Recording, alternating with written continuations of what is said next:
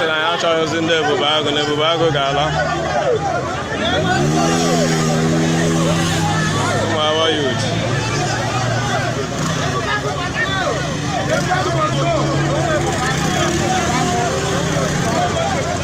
Ebube agụ ga-ala.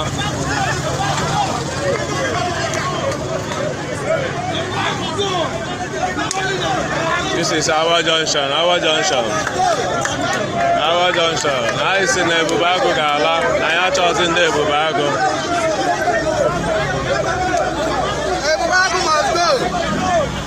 Ebube agụ ga-ala. Ebube agụ ga-ala. Ebube agụ must go. Na ya achọghịzi ndị ebube agụ. Ebube agụ must go.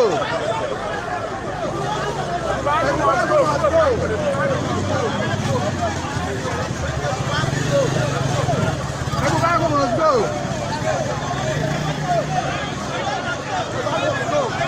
Ebubago must go. Ebubago must go. Anyị na ndị amị ejidikwa okwu nọ na anyị achọghịzi ndị ebube agụ. We don't need ebube agụ again. Na ebube agụ ga-ala. Anyị na ndị amị ejighị okwu anyị na ndị amị enweghị okwu. N'ọwa ebube agụ ka anyị sị na ya na-ede ha na ya achọghịzi ndị ebube agụ. Ile anyị ebe ndị moto ndị amị ihe juru ebe ahụ na-asị na ya achọghịzi ebube agụ na ebube agụ ka anyị na-achọghịzi.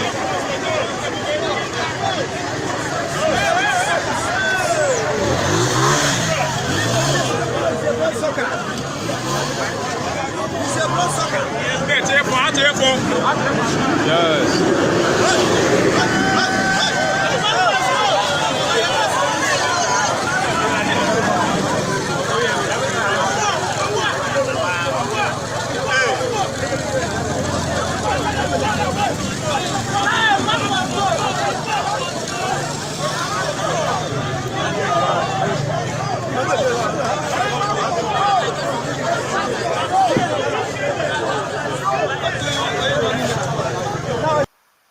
Journalists? Sir? No. Why not? Are you scared? No, what I'm saying is, are you scared of talking to Nigerians while you are here? Don't you have anything to say to Nigerians? Can't you? You don't have anything to say to Nigerians while you are here as religious, as Christians? Nothing. Sir, you two don't have anything to say, sir.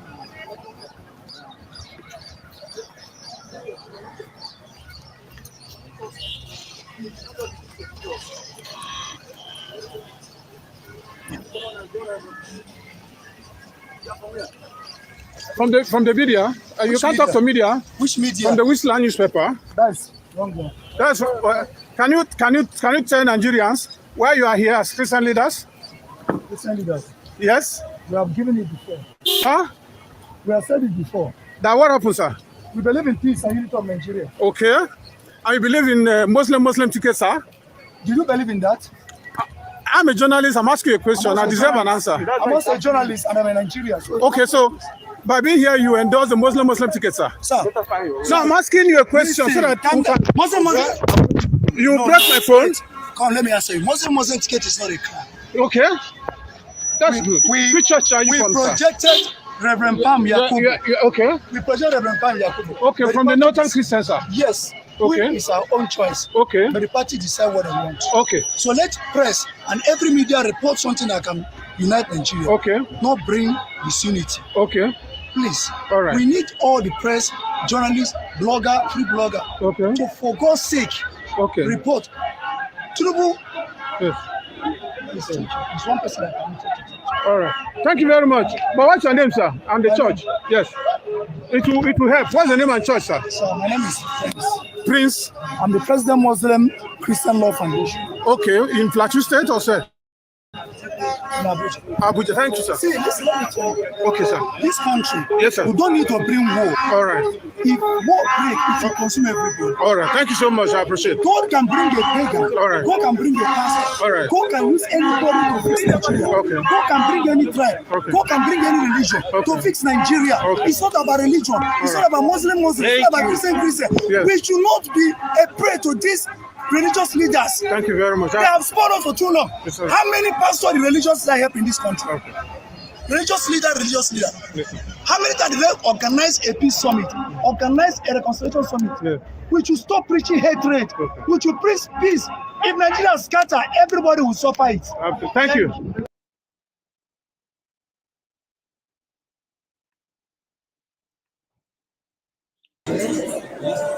Now let me see how we do it. That's how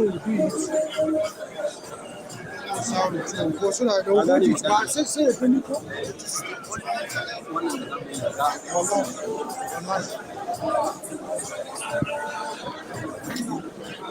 Acho mais moço lá.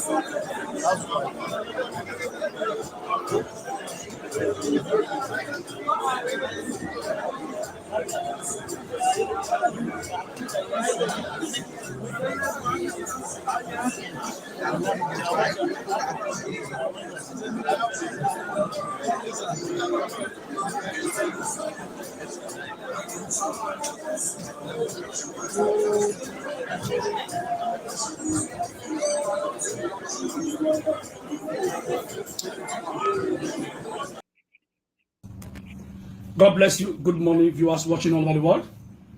My name is Prophet Elijah Bamidele Yokolo. By the grace of God, you all know me. That I'm, by the grace of God, I'm one of the prophets who God has been using to speak for this nation and for the betterment of our country, Nigeria.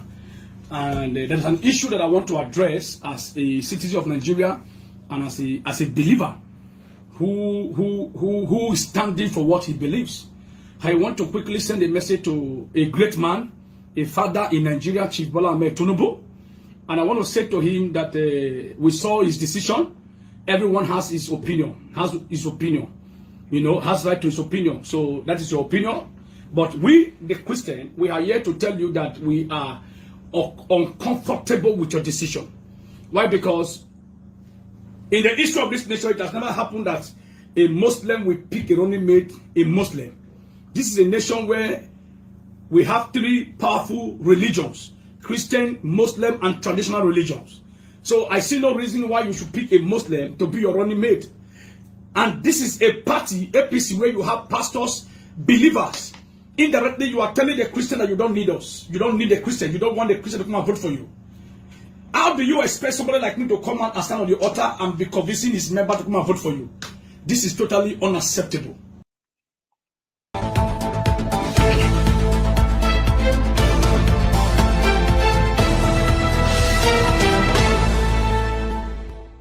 Hello. Welcome to another edition of Have Your Say 247. My name is Rudolph Okonkwo. Today is Wednesday, July 20th, 2023.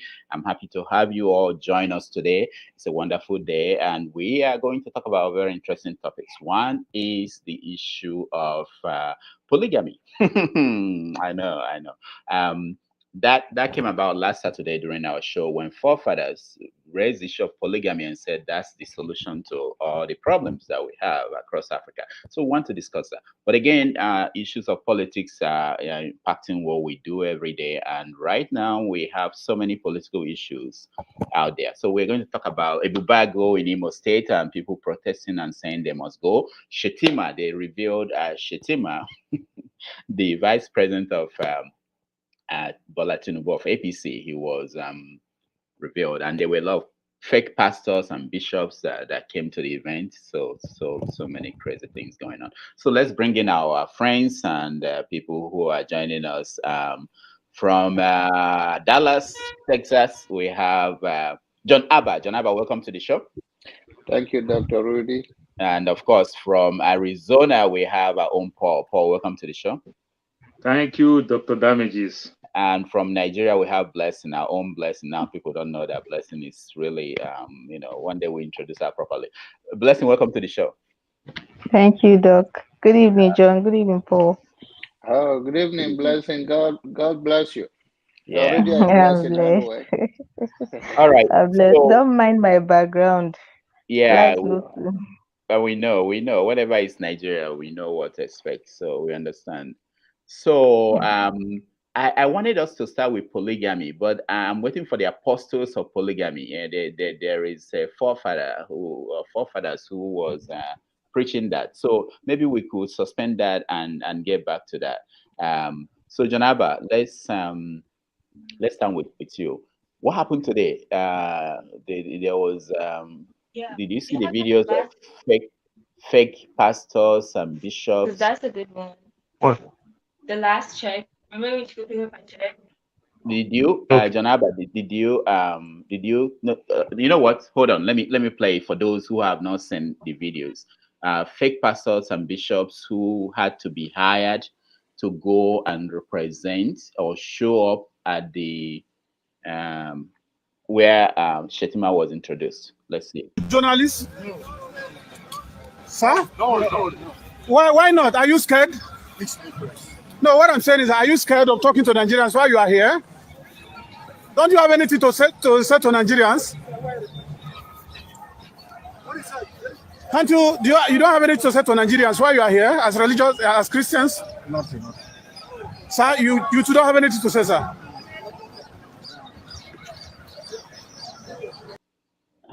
All right. Janaba, you are a pastor. How much does it cost to hire a pastor in Nigeria? A bishop? Is that how much it costs? Like, No, you've never been hired.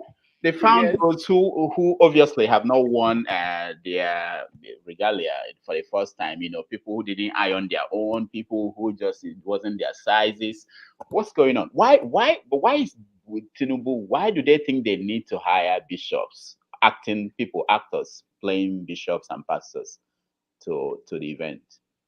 I don't think this is the first time he has done that. I think this is what Nigerian has been all about.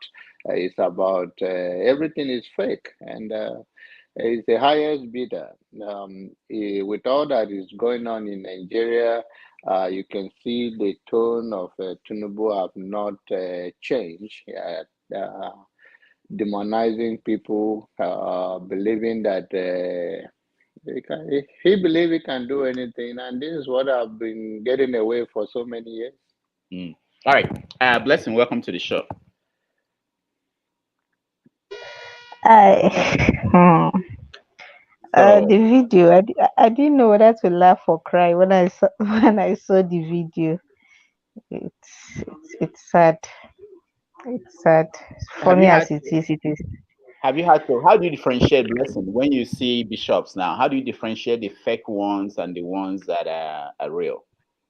Those ones, for one, they look malnourished. Yeah, because bishops are always big and round with big They are well fed. Yeah, exactly. Exactly. There was one. Someone said that one was a mechanic or someone was a welder who dressed up. Bishops at least in Nigeria, we take care of our bishops and they carry themselves with this carry. They have this courage. They don't walk like hustlers. Those ones are hustlers. They're not bishops. They're not. Their carriers and everything gave them away. They're not bishops. I'm a Catholic, and I can tell you, I've never seen a bishop, not even one on a missionary journey, that looks as unkept as those ones. They're not. Yeah, Blessing. Hold on, Paul. Go ahead. Well, Doctor, Blessing, it looked like you pay better offering and tithes to your own bishop. That's why you said the other ones look malnourished. But I can't see any difference with any one of them. They're all the same. You understand? They are just all the same, and it's not a shock to me. This is my biggest stand. You understand? This religious and charlatans everywhere. It's a very lucrative business. Religious is like prostitute. The most longest and most viable business in the world today is prostitute and also religion. You understand? It's so lucrative. They use it for slaves. They use it for business. They use it for miracle. They use it to even decide a country's fate and everything. So what do we expect? So I think Tinubu, they read well. You understand? They also use it during the time of slaves. So it won't shock me if they can do things like that. But I just feel for the people who choose to bring themselves so low, forget about there's something called precedent. There'll be a time for reckoning and the likes. I remember the likes of during Abacha time, is it Daniel Kalu or something? Where are they today? You understand? People make mockery of themselves, their family, because of they want to prove a point. Of course, you can always prove a point, but will it go a long way to some extent that the next 4 years, 10 years time, you can defend this? It's laughable. It's so shameful. Well, fellas say if we no fit cry, na laugh go dey laugh. Make we use and they laugh they go. Okay. So, Blessing, this Muslim ticket, is it continuing? Is it still a big thing for our people? I would say that it's a bigger issue than most people would like to admit. Yes, as much as people, especially the political elite, would like to deny it, we are divided on so many fronts. We are divided on so many fronts, and it's ironic that the same people that keep saying that it didn't matter whether or not the vice came from the south or the north are finding reasons to try and convince all of us why we should accept this man from the north. Yeah, a lot of people are still voicing their. I've heard a couple of people say that even if they had any pity for APC, that this was a slap in the face. I actually heard somebody use that word today. He said it was a slap in the face. There was like that go to hell kind of move. Like you think you're important here, you don't matter in the scheme of things, so go to hell. Yeah, they did themselves in this time around. They will not agree, they will not admit it, but it is not sitting down well with a lot of people, even those defending it. They are really trying hard to defend it, but nobody is buying it. A lot of people are not buying it. A lot of people are not buying it. Are you saying that local people are feeling the same way too? People who you normally like. I'm talking about people like village women, people who are not tuned Well, into everyday politics. few And village women know what is going on. they Uh, know. few of them know what is going on, but the ones that do, so see, the only thing you need to tell them is, ma, ọkwa onye ugwu na onye ugwu. They're like, onye ugwu na onye ugwu. They're like, no, now they're on my. It's not good. Why can they bring two northerners? Why didn't they pick somebody from here? It's not good. They don't do things like that. And I think they do not understand the dynamics politically, but in a way, they feel cheated too. At least I've heard somebody say, it means that, there's this sentiment, and I don't know if I'm allowed to say this. There's this sentiment with the APC on the streets, especially in the southeast. A lot of people view the APC as a Muslim party. A lot of people in the southeast view the APC as a Muslim party.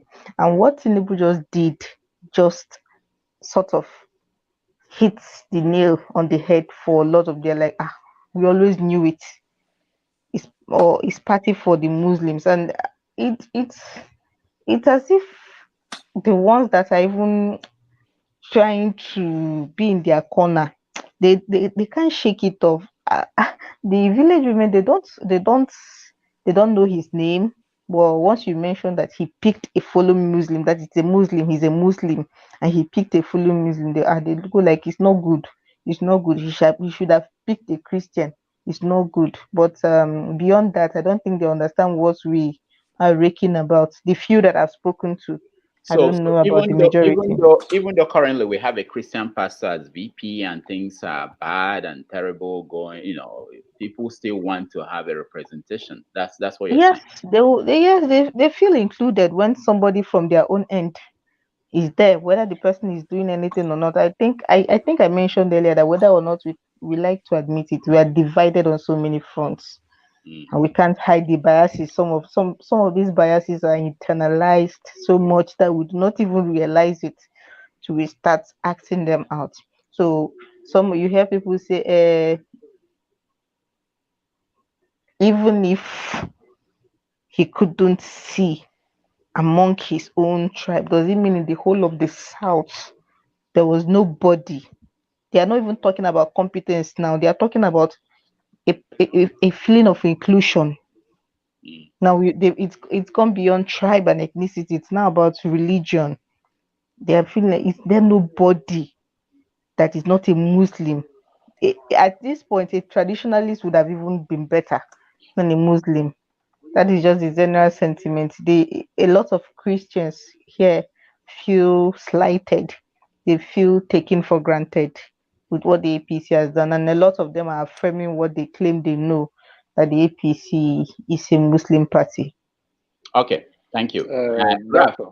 okay, go ahead. Go ahead. Okay, before you go to Ralph, I know on the issue of what it troubles me when Nigerians are so gullible about this religion. Let's judge people by their record and not by the religion. The religion thing they are talking about is the divide and control strategy that they have used over the years that have not moved Nigeria forward. I am not in support of Tinubu or Shetima, but the Nigerian people to believe that Muslim or Christian, the reason why Christian will not work is a political dynamic of number, that the Northerners will revoke it, they will go wide, even if they win. But then the Southern, where they have where the majorities are Christian, also can look at anyone from the South, like they are saying, the traditionalist, to be appointed. Who is a popular traditionalist in the South that we know? I don't know anybody. It's either you are a Christian or you are a Muslim. That is in Nigerian for now. That any figure. I know there are people like that, but I've not seen any politician that is in that forefront. And until it disturbed me when Nigerians see over the year, I saw many pastors, I don't want to name them, going to the pulpit, talking all those things. The people in their audience, they do them more havoc than the politicians. They slave them. Some of them cannot even afford a decent food. I saw one of the pastor was talking about he's in his 70s and how he looked fit. He exercised 4 hours a day. Who in Nigeria, and he is in his room. He said he have 4 AC.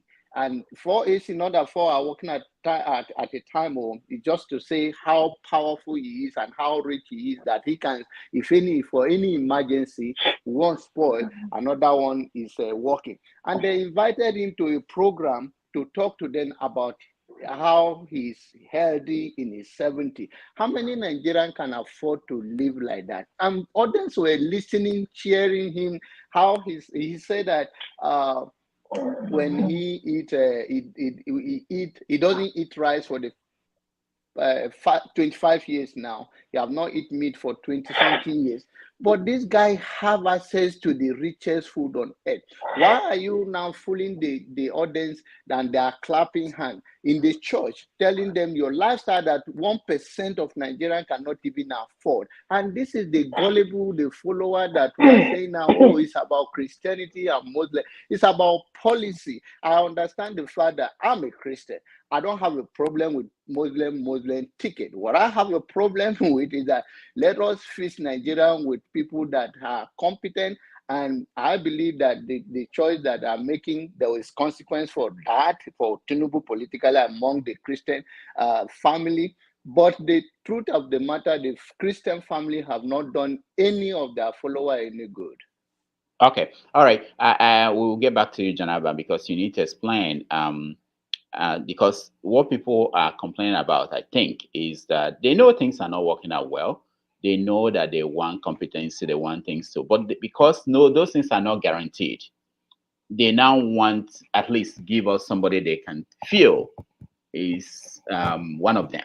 That's what they're asking for. But you can't. What they believe is the belief system is an individual thing. It has nothing. Your beliefs. That's what it troubles me, because your belief system is what they are trying not to voice out. My mom told me that what I'm talking about my own mother. What she's afraid that there is line Nigeria. That is what she say. Oh, if this thing go, that is her own fear. I'm talking about the fear of what he expressed to me, my own mother. So if that is the case, you can can voice out that thing loudly, but to say Muslim ticket or Christian ticket is not, while nobody is doing any other person good, that's nothing. It doesn't change. The policy is what the president doesn't. We are not in the era of in the past, and I've not even seen it in Nigeria. It's every other 4 years we hear this thing. Okay, all right. Let's get Raf involved. Raf, welcome to the show. Yeah, greetings everybody. How you in a day? Yes, I thought we'll start with the topic one. But Polygamy. I was waiting for Informa to come. Informa is here now, so we can talk about polygamy. Okay, so, before we go there, I saved a lot of stuff on that. Yeah. But I count on you. I count on you too. Yes, let's tackle this one first. So, one thing I would say is that yeah, we have a right to judge people based on their religion because you're religious folks. You are the ambassadors of your religion, and you have killed the system to death. If I may quote somebody who was Senate President of Nigeria, very honorable. He's still. I thought there was a discussion over who was. That's for the next Senate, not for this. For the next one, okay. Yeah. So our dear honorable Senate President, according to our infamous or famous and honorable Chief Honorable Alaji Senate President, the system has been killed to death. And our religious folks are responsible for it. The military is number one, but our religious folks are number two. They kill the system to death. So yes, you deserve to be judged because we cannot say don't judge the religion. We keep it separately. No, because if you had done right and set a good example all these years, we wouldn't be in a situation where people will be like, "Oh, Muslim ticket is bad," and all this. We won't be thinking about that. But that's the example that people have been giving where other countries are not thinking about that. In Africa, they're not there. We don't have this debate, unnecessary debate. It's Nigeria that has this wonderful debate come every 4 years of Muslim, Christian, Muslim. But somehow the North does not have Christians that can be vice or president and magic like that. Another thing I would say is a political party also has the right to pick its candidate, right? They have their system, how they do their primaries. We have the UK right now deciding who will be their new prime minister, aka the ruling party, the Tories. It's not the country that's deciding, it's the political party. The Tories, 200,000 people will do the voting, will decide who gets to rule over millions of people. That is not democracy in a way, because democracy is the majority, right? Voting. But the system in place is that the political party picks. So you can say, oh, we want, but there's no, it must be woman, it must be man, it must be north, south, this kind of thing is the political party's system, right? That's their system. So that's your colonial master, our colonial master. That's what they have in place. When we come to Nigeria, ruling party said, fair game, throw it open. And a Muslim from the south won. We're not going to talk about how he won or not, but he won. Now he has won, but their backyard talk was that you can pick, it's up to the guy who won to pick who the vice will be. Now the people say you must pick Christian. It's up to the guy who won to pick. The question is, must you support him if you're not happy with that decision? If you don't like the Muslim ticket, why are you supporting him? Or why are you complaining? If you are complaining that Tinubu picked Muslim tickets, then don't vote for him. It's as simple as that. I don't know why people are still angry. There's other parties. There's other options. We are acting like Tinubu is the only option. I don't get it. The guy has made his choice. Fine. She cannot move. Very, very good. I like that. I like that angle. Ifeoma, welcome to the show. Hi, everybody. Good evening, Papu Deka.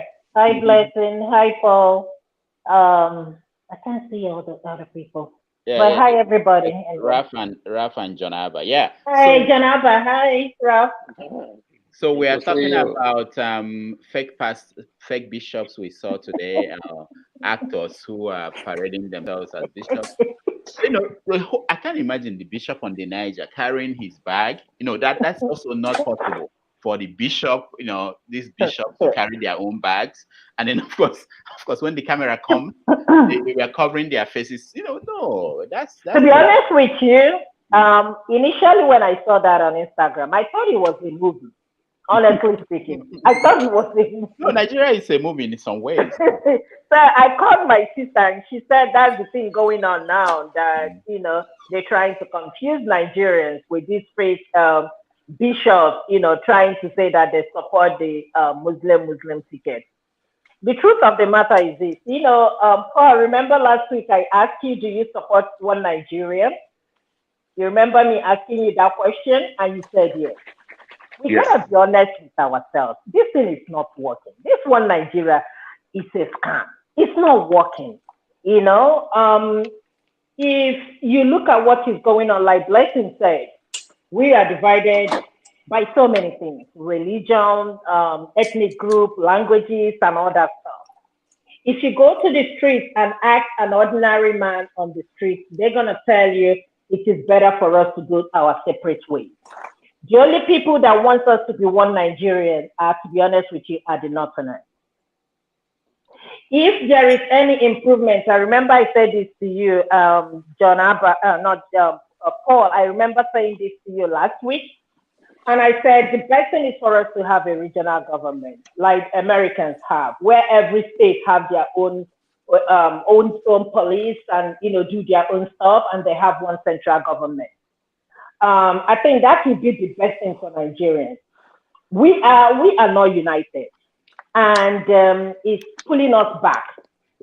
Even if Peter Obi wins this election, again, I am Igbo. I'm a typical Igbo woman. I'm from Nnewi. I still have some questions. Whoever gets into power, what are you going to do about the security issue of Nigeria? That is the main thing that is bothering Nigerians now. I don't think anybody has any answer to this question. So if any of these political parties, if they don't have answer to this question, we are not heading nowhere. We need to have the answer to this. What's going to happen to the security of our country?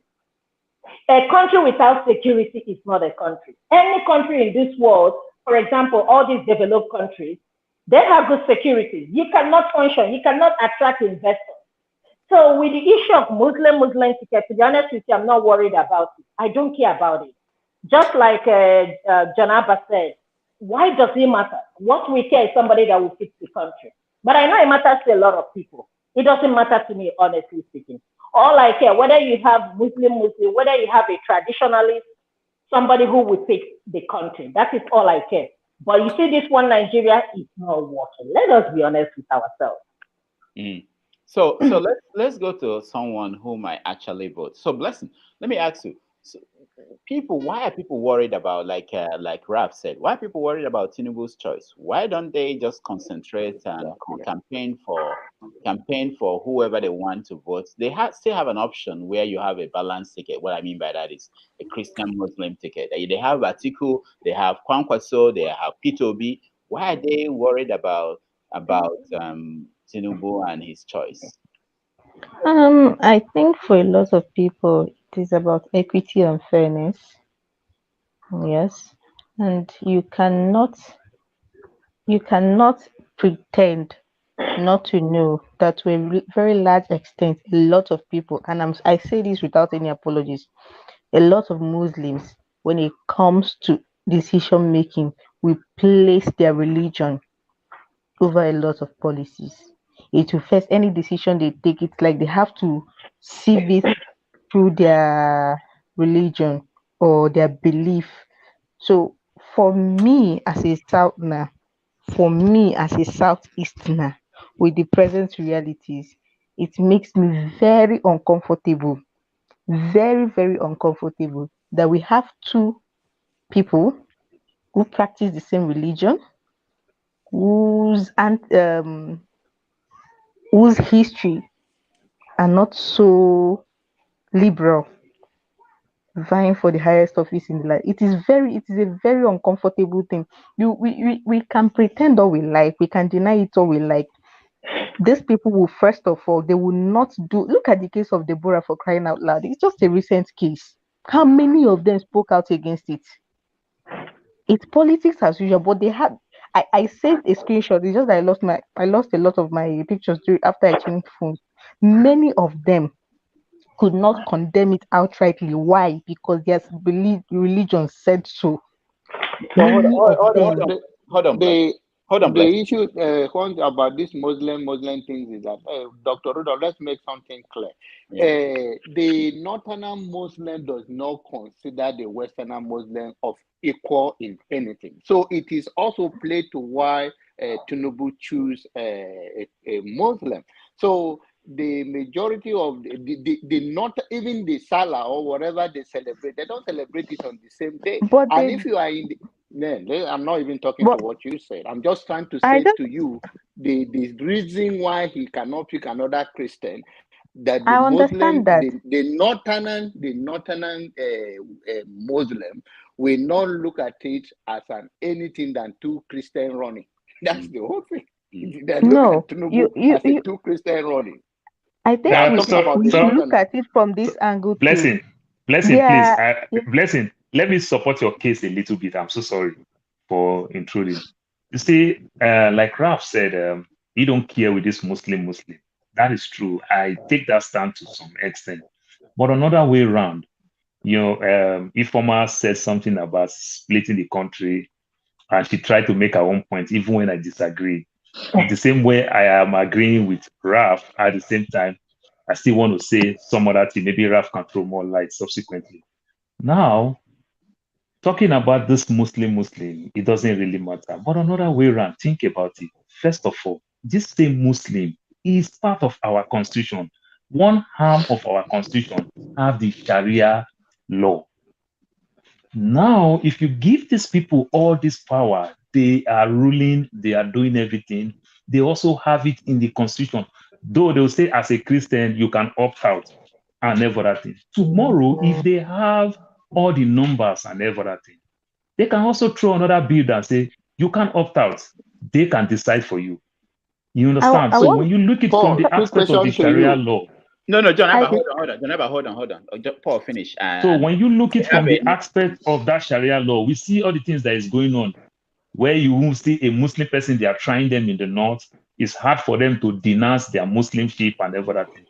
What about if they change the law and said, now you can't even denounce it, like I can denounce Muslims so that I follow the traditional law, you understand, the common law of the land. What about if they have the numbers?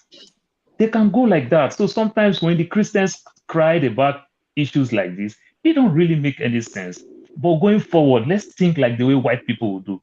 Let's look the next 20 years, the next 40 years, where these people are going. Like I used to say, every day we hear Hausa Fulani. Today now we're hearing only Fulani, no Hausa, because people are gaining more strength and power. I would like anybody to enlighten me more. Thank you. Okay. Blessing, finish up your thoughts. We introduce Sade and then. I'm going to be quick. I think I understand what Mr. John said, but your point also in a way supports what I'm trying to say. The same way they call North do not see Southwestern Muslims as Muslims, is the same tendency that will make them want to pander to the wants and every whim of the North. Take, for example, let's just suppose this whole thing plays out the way it is. This one is going to, a Southwestern Muslim is constantly trying to prove to Northern Muslims that they are Muslim enough. So if a policy comes up, they're always trying to prove that they're Muslim enough, because by virtue of them being Southerners, the core North do not consider them practical Muslims.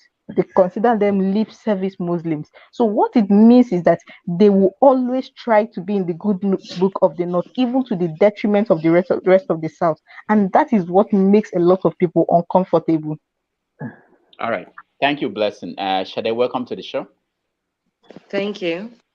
All right. If you don't mind, tell us where you're joining us from. I don't think we've seen you on the show before.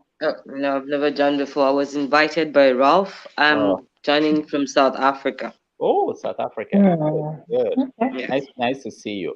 So we have several topics, but we are starting with what we saw today, where Shetima, the vice presidential candidate of APC, was introduced to the nation. And people believe, and I think they have reasons to do so, that they hired some actors who dress like pastors and bishops to represent Christians or Christian leaders during the event. So the question is, why did they do that? If it's not important to be inclusive, why did they think there is a need to do that? And do you care about Muslim tickets? All right. Okay. Maybe giving you a little bit of my background will help understand better where I'm coming from. I grew up in the north. I mean, I did my secondary school and university in Zaria, to be precise. So I was there during the height of the religious riots and all that, and I mingled quite a lot with them. And yes, hello. Yeah, we're here. We can see you.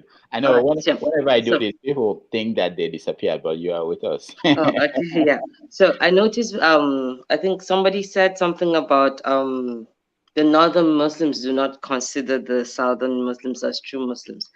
Yeah, that is not quite complete, actually. To be more precise, the House of Fulani Muslim does not consider a non-House of Fulani Muslim as a true Muslim. That is, an Igala man is not a true Muslim. A Nupe man is not a true Muslim, as far as the Connaught is concerned.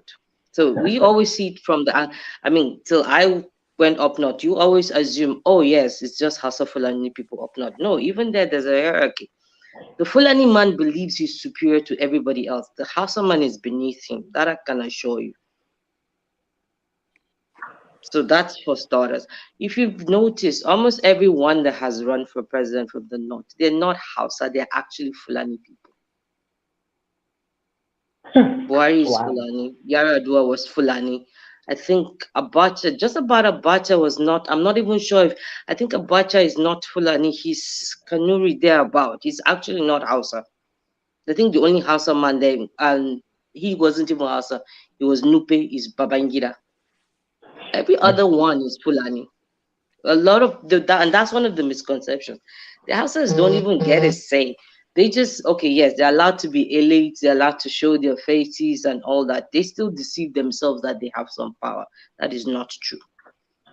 Can I so just say something right now, believe me, the country right now is under Fulani rule, not House of Fulani rule. Let's start with that. Now, the whole Tinubu Shetima thing. Look, it's basically the North still just retaining power. Tinubu is just a figurehead. They know the reason why they're going for Tinubu can barely function. That man has Parkinson's and his dementia shows up from time to time. I'm not sure the type he has, but it's probably going to rapidly progress because the man is old. So he's just going to be another Buhari in there with the cabal continuing what they were doing ab initio. That's literally it. So he's pandering to get into office, and people are just literally watching, but the North know exactly what they're doing. It's just going to be another Northern rule. Tinubu being there is just, oh, okay, we'll pander to the rest of the country. Look, would they still be saying the same thing? Kaduna is made up of 50% Christians. Southern Kaduna people are Kaduna people. They are not Hausa. There's a whole lot of other tribes in the north that are not Hausa. The Kaje, the Kaba, the Kagoro. Why, if he picks one of them and they're Christians, they would never have backed him. In Zaria, there's Wusasa. Wusasa is half of Zaria. They are the core Hausa Christians. They were chased out of Zaria city because they left Islam to become Christians. Why didn't he pick one Hausa Christian? You have Hausa Christians. Why didn't he pick one? Because for the same reason, they would not have backed him. So we're still in a quagmire of the Fulani still trying to hold on power. Their general belief is from the days of Uthman Danfodio, because the concept was Uthman Danfodio was meant to come and conquer the whole country. Yes, he didn't succeed, but it's inbred in them. Then the British handed over to Tafawa Balewa, who is a Fulani man. So for them, that seals their supremacy over everyone else. So until we actually decide to break that cycle, we're just going to keep doing this. All right. And that is the truth. Shetima is not Fulani. Who? Shetima is not Fulani. No, Shetima is from Borno State. Yeah, Kanuri, I He's think. not Fulani. He's Kanuri. Basically, look, Kanuri, there's Fulani, and there's Shua Arab. They're very closely intermingled. So a lot of times, yes, they're mistaken for each other. Okay. So so what if this is not real? Let me just toss this out. Anybody can pick it up.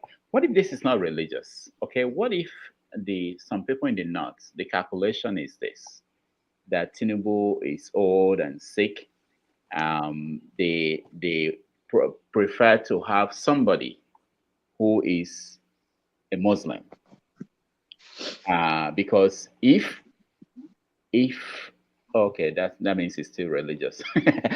But I wanted to say, if anything happens to Tinubu, that means that that they don't want a Christian to take over. So that I don't think about this. I mean, look at it. The standard procedure usually is, you have an outgoing president, the vice automatically runs. This vice is not allowed to run for presidency. Why? I mean, even Jonathan. Correction, he was allowed to run. He did not win their party. No, he was just allowed to be nominated. The usual thing is automatically he's the next nominee for the party. It's not an argument. No, it's not like that. It's not automatically. He has to. No, he's supposed to be the favorite. Yeah. But well, you understand? I understand what you're saying. Generally, the thing he's the next up. Okay, I mean, even Jonathan got in. The last thing we need to talk about is something someone raised here. I don't remember who did it now. I think it was Paul. So does it mean that other parties, people are afraid that Tinubu will still win? Because this wouldn't be an issue if there is no chance that Tinubu will not win. So this panic and this fear, is it because people are afraid that Tinubu will win? And then there will be this, because if he doesn't win, it wouldn't matter anyway. With all these things we are wasting our time talking about, wouldn't be an issue. Let me say something for 30 seconds that I watched Deji Adeyanju on a Sarah report, his interview. Yeah. They asked him about Peter Obi. He said Obi is not going anywhere. And they said why he said he's not going anywhere. He said, look at the Osun election. When they look at people from Obi's party, Labour Party, they didn't see anybody on ground. And somebody said the party agents, they are working from home, from online. That breaks my heart, but it's kind of funny. Okay. But I'm also happy for things like this to happen earlier. You understand? So that they can check all their wrongs. Like some people don't know Labour Party logo. Now somebody said they are working from home, they are working online. Maybe it's you and I is working for them online. We don't know. So that they can go back and try to correct some of this wrong. Yeah. All right. Let me jump in. Let me jump in there. Sorry. Let me jump in if you don't mind. I'm not an unofficial Labour guy, but I think Deji, I don't trust Deji. I'm just saying out there because I consider him also a chaos agent because I see the things he writes on Twitter and I still remember him fighting Charlie Boy, and that's why I said this guy is not serious. So I don't take him seriously, to be honest. However, what happened in Osun State, I think that is a sign for things to come with the general election. That Labour didn't have a showing there, but it's easy to write off Labour. But I always say that you should look at precedents both in Nigeria and outside Nigeria, because if Labour is not doing anything, then they can say, okay, then you can say, yes, Labour is not doing anything. Or Labour is doing something and they build based on what people have done in other places, and their target is the general, and then you see what happens. The favorite is still Tinubu, whether the APC won or lost. The APC lost the previous election, and we know what happened. And then they still lost again. So it's not a state, there's still precedent there for PDP was technically the favorite to win this election. no matter these things that happen in the backyard. PDP was favorite and they won. So going into the next, the general, I don't think it's a write-off. And I know people like Deji were like, yeah, you see, this is proof that Peter Obi doesn't have anything in place, which is what he has been saying online for like forever. And I don't think people should take that guy serious. Okay. Doc, let me quickly say something about why people are a bit riled up about Shetima Tinubu ticket. Okay. Like Paul, I think Mr. John or Mr. Paul rightly said the other two candidates, it's balanced out, a Muslim and a Christian. But it is, people are riled up not because they consider APC the favorite necessarily. People are riled up because this is a party that prides itself in equity and fairness. And the fact that they went against everything they claim to stand for to do this, and the fact that they did not even consider that the other two parties are trying to bring in a level of equity into this, shows how very little they consider some part, a section of Nigerians. And I say this without any apologies. People are not angry with APC or Tinubu because he picked a Muslim. People are angry that he does not rate them. He does not rate them. That is the only English I can think of right now. It's not because he's the favorite or he has better chances of winning. Everybody's like, even this guy picked a Christian. He's a Muslim and he picked a Christian. This one is a Christian and he picked a Muslim. Why must your own be different? Must you rub it in that you don't rate us? I think that's just it. Punish you politicians only understand one language. Punish them with that language. Don't reward them for doing what you don't like. That's all. That's what I keep saying. All right. Let me introduce in the media. Maz is okay. Welcome to the show. Welcome. I'm sure you didn't come here to talk about polygamy, but if you do, that is why you're here. That's very good. We're going to that topic next, but I think you must have something that someone said about Obi. So welcome. Our conversation today is about Shetima and the acting bishops that we saw today and the Muslim ticket. So I don't know what you weighing on what you think is going on. Well, I think funny enough, Nigeria is now an interesting place where we have unknown gunmen, we have unknown soldiers, and in our lexicon, we have added unknown bishops, disowned by their department. Some of them, it's quite funny. Some of them actually wore, when like the Catholics, when you go for Holy Communion, they are like decorative attire. And it's just so funny that, these things happen and Nigerians are not, we joke about them, but these are serious issues. And so one has, I think Premium Times published, one has said he was promised 100,000, but was only given 40,000. So they keep stealing from themselves. So, at the end of the day, I think White Level said something that would be my comment on this. We are not in the year 1993. Nigeria in the last 7.5 years has been bastardized. Nepotism has taken to a height that is beyond the clouds. Nepotism and ethnic ethnocentrism has taken to a dangerous, has been taken to a dangerous trend. And in that trajectory is what Nigeria must begin to walk back from. Now, and in walking back from that, you can't walk back from that by actually rubbing it in. El-Rufai did that in Southern Kaduna. It worked for him. I think they have a template, or to go back and recreate the template of Moshood Abiola. Again, however you dice it, however you look at it, there is never a time, not in a million years, would I vote that ticket.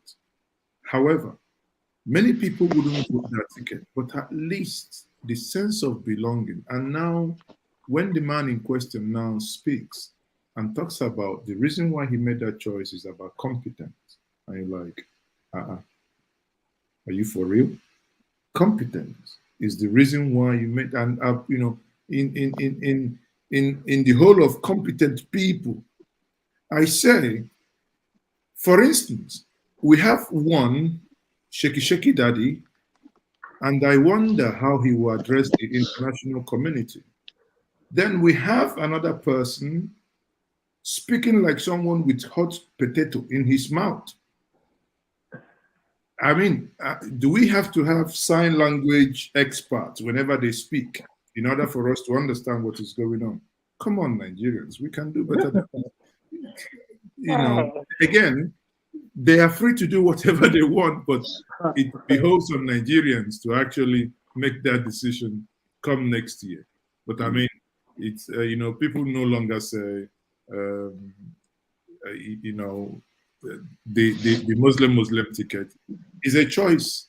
But again, we're not in Afghanistan or anywhere. What people must know also is when, you know, when they now talk about, oh, there are countries that do that. There are countries people don't care. I saw a defeatist argument. Someone said, oh, Dubai is progressing, and but is not a Muslim. Are they not Muslims? I said, well, then Kukuma convert us to an Islamic republic. Then make everyone so that we now know that it's even countries so developed, one of the best countries in this planet Earth, Switzerland, recognizing that they have various components. What have they done? They even structured their own form of government to rotate every year. You have a canton produce a president, and you have 3 vice presidents where it works for them. I don't care if someone who's going to develop Nigeria is traditionalist or an Ogboni man. I don't necessarily give a hoot, but at least give people some respect. Where you know, when you have a more concentration of Christians and Muslims, please give them some sense of belonging. You know, again, if you don't, you know, if we don't do that, these suspicion that we have, even when there is a reason, even when people were accusing President Muhammadu Buhari of being a religious bigot, even in that accusation, President Muhammadu Buhari was smart enough to know that this was a no-no. Yet, the Jagabandit, the one who knows it all, is so naive to even think that he can pull this.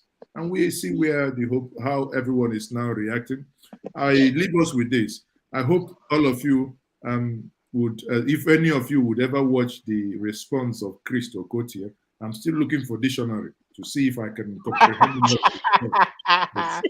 You know, unfortunately, and Dr. Damages, I know, you know, please, you have to translate that, because at some point I thought, no wonder my teacher died while he was teaching me English. Let me play this and connect it to what you are saying and what we're discussing. Let's watch.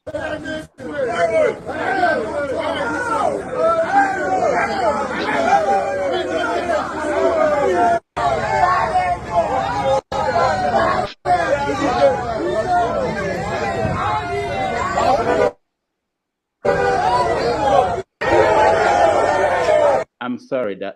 I think you are not.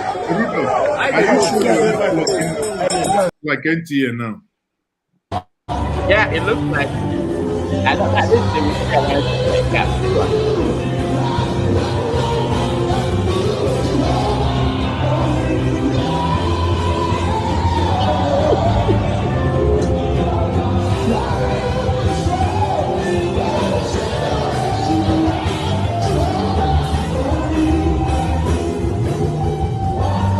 So this is Ade Kwankwaso's vice presidential nominee, and since he picked him, it looked as if that was it. Nobody is complaining, nobody is protesting, nobody is crying that he must change it. Like the way Christian Association is crying and screaming that something has to be done. In fact, they just started 7-day crucial and urgent fasting to save Nigeria. I've never had, Janaba, you're a pastor here. I know in the Bible, 90 days of fasting and everything, they never called it crucial and urgent. This is so very serious issue. I want to know, Mazin, since you are here, don't you think that there is still a reason? I know they are the ruling party, but there's something more why people could have said, you know what, just like Juan Kwaso picked that Hosa, we moved on, we move on. We don't care about your campaign. We go and vote for other people. Their options anyway. So why are people not moving on? No, you see, people can't move on. You know why? Yeah. The APC as a party, they are party in power. They have coercive power. They control the resources to conduct this election. If that was done by any other party, people would move on. But why people wouldn't move on is that yesterday a report came out that the person in charge of that INEC is giving the contract someone affiliated to Tinubu to print. So when you read that, you will hear, you will see that there is something slightly worrying. And when you then see a party where on the eve of election in 2019, a bullion van went into certain house, and suddenly, I mean, bullion vans don't deliver agbado and corn and cassava. They deliver something, and as long as they don't deliver edible, so Nigerians are deeply worried. So if Kwankwaso is a Muslim, now you can see that he has neutralized his Muslimness with a Samson who can, by mere doing hands like this, the spirit and you can go and break things. Not the cameraman. No, the cameraman always go outside the camera. Touch the cameraman. So that's what it is. The Nigerians are worried because this is a government in power that has what it takes, the federal might, the resources to really turn the election around. All right. So now we have Blessing, we have Shade, we have Ifoma. I want us to and I want Omaz, if you can wait for a few minutes. I want us to touch on this polygamy. I was waiting for Forefathers who raised it last Saturday to come on and deal with the issue, but he's in hiding. But let's touch on it. He knew I was coming. That's why he ran. Yeah. So let's take a 10 seconds break and then we will do that. Okay.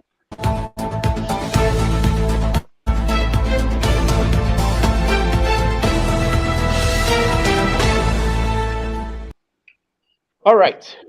Polygamy as the solution to Africa's sub-Saharan Africa's problem. That's what Forefathers, one of our panelists, proposed last Saturday. Now, let me put it in the context that he proposed it.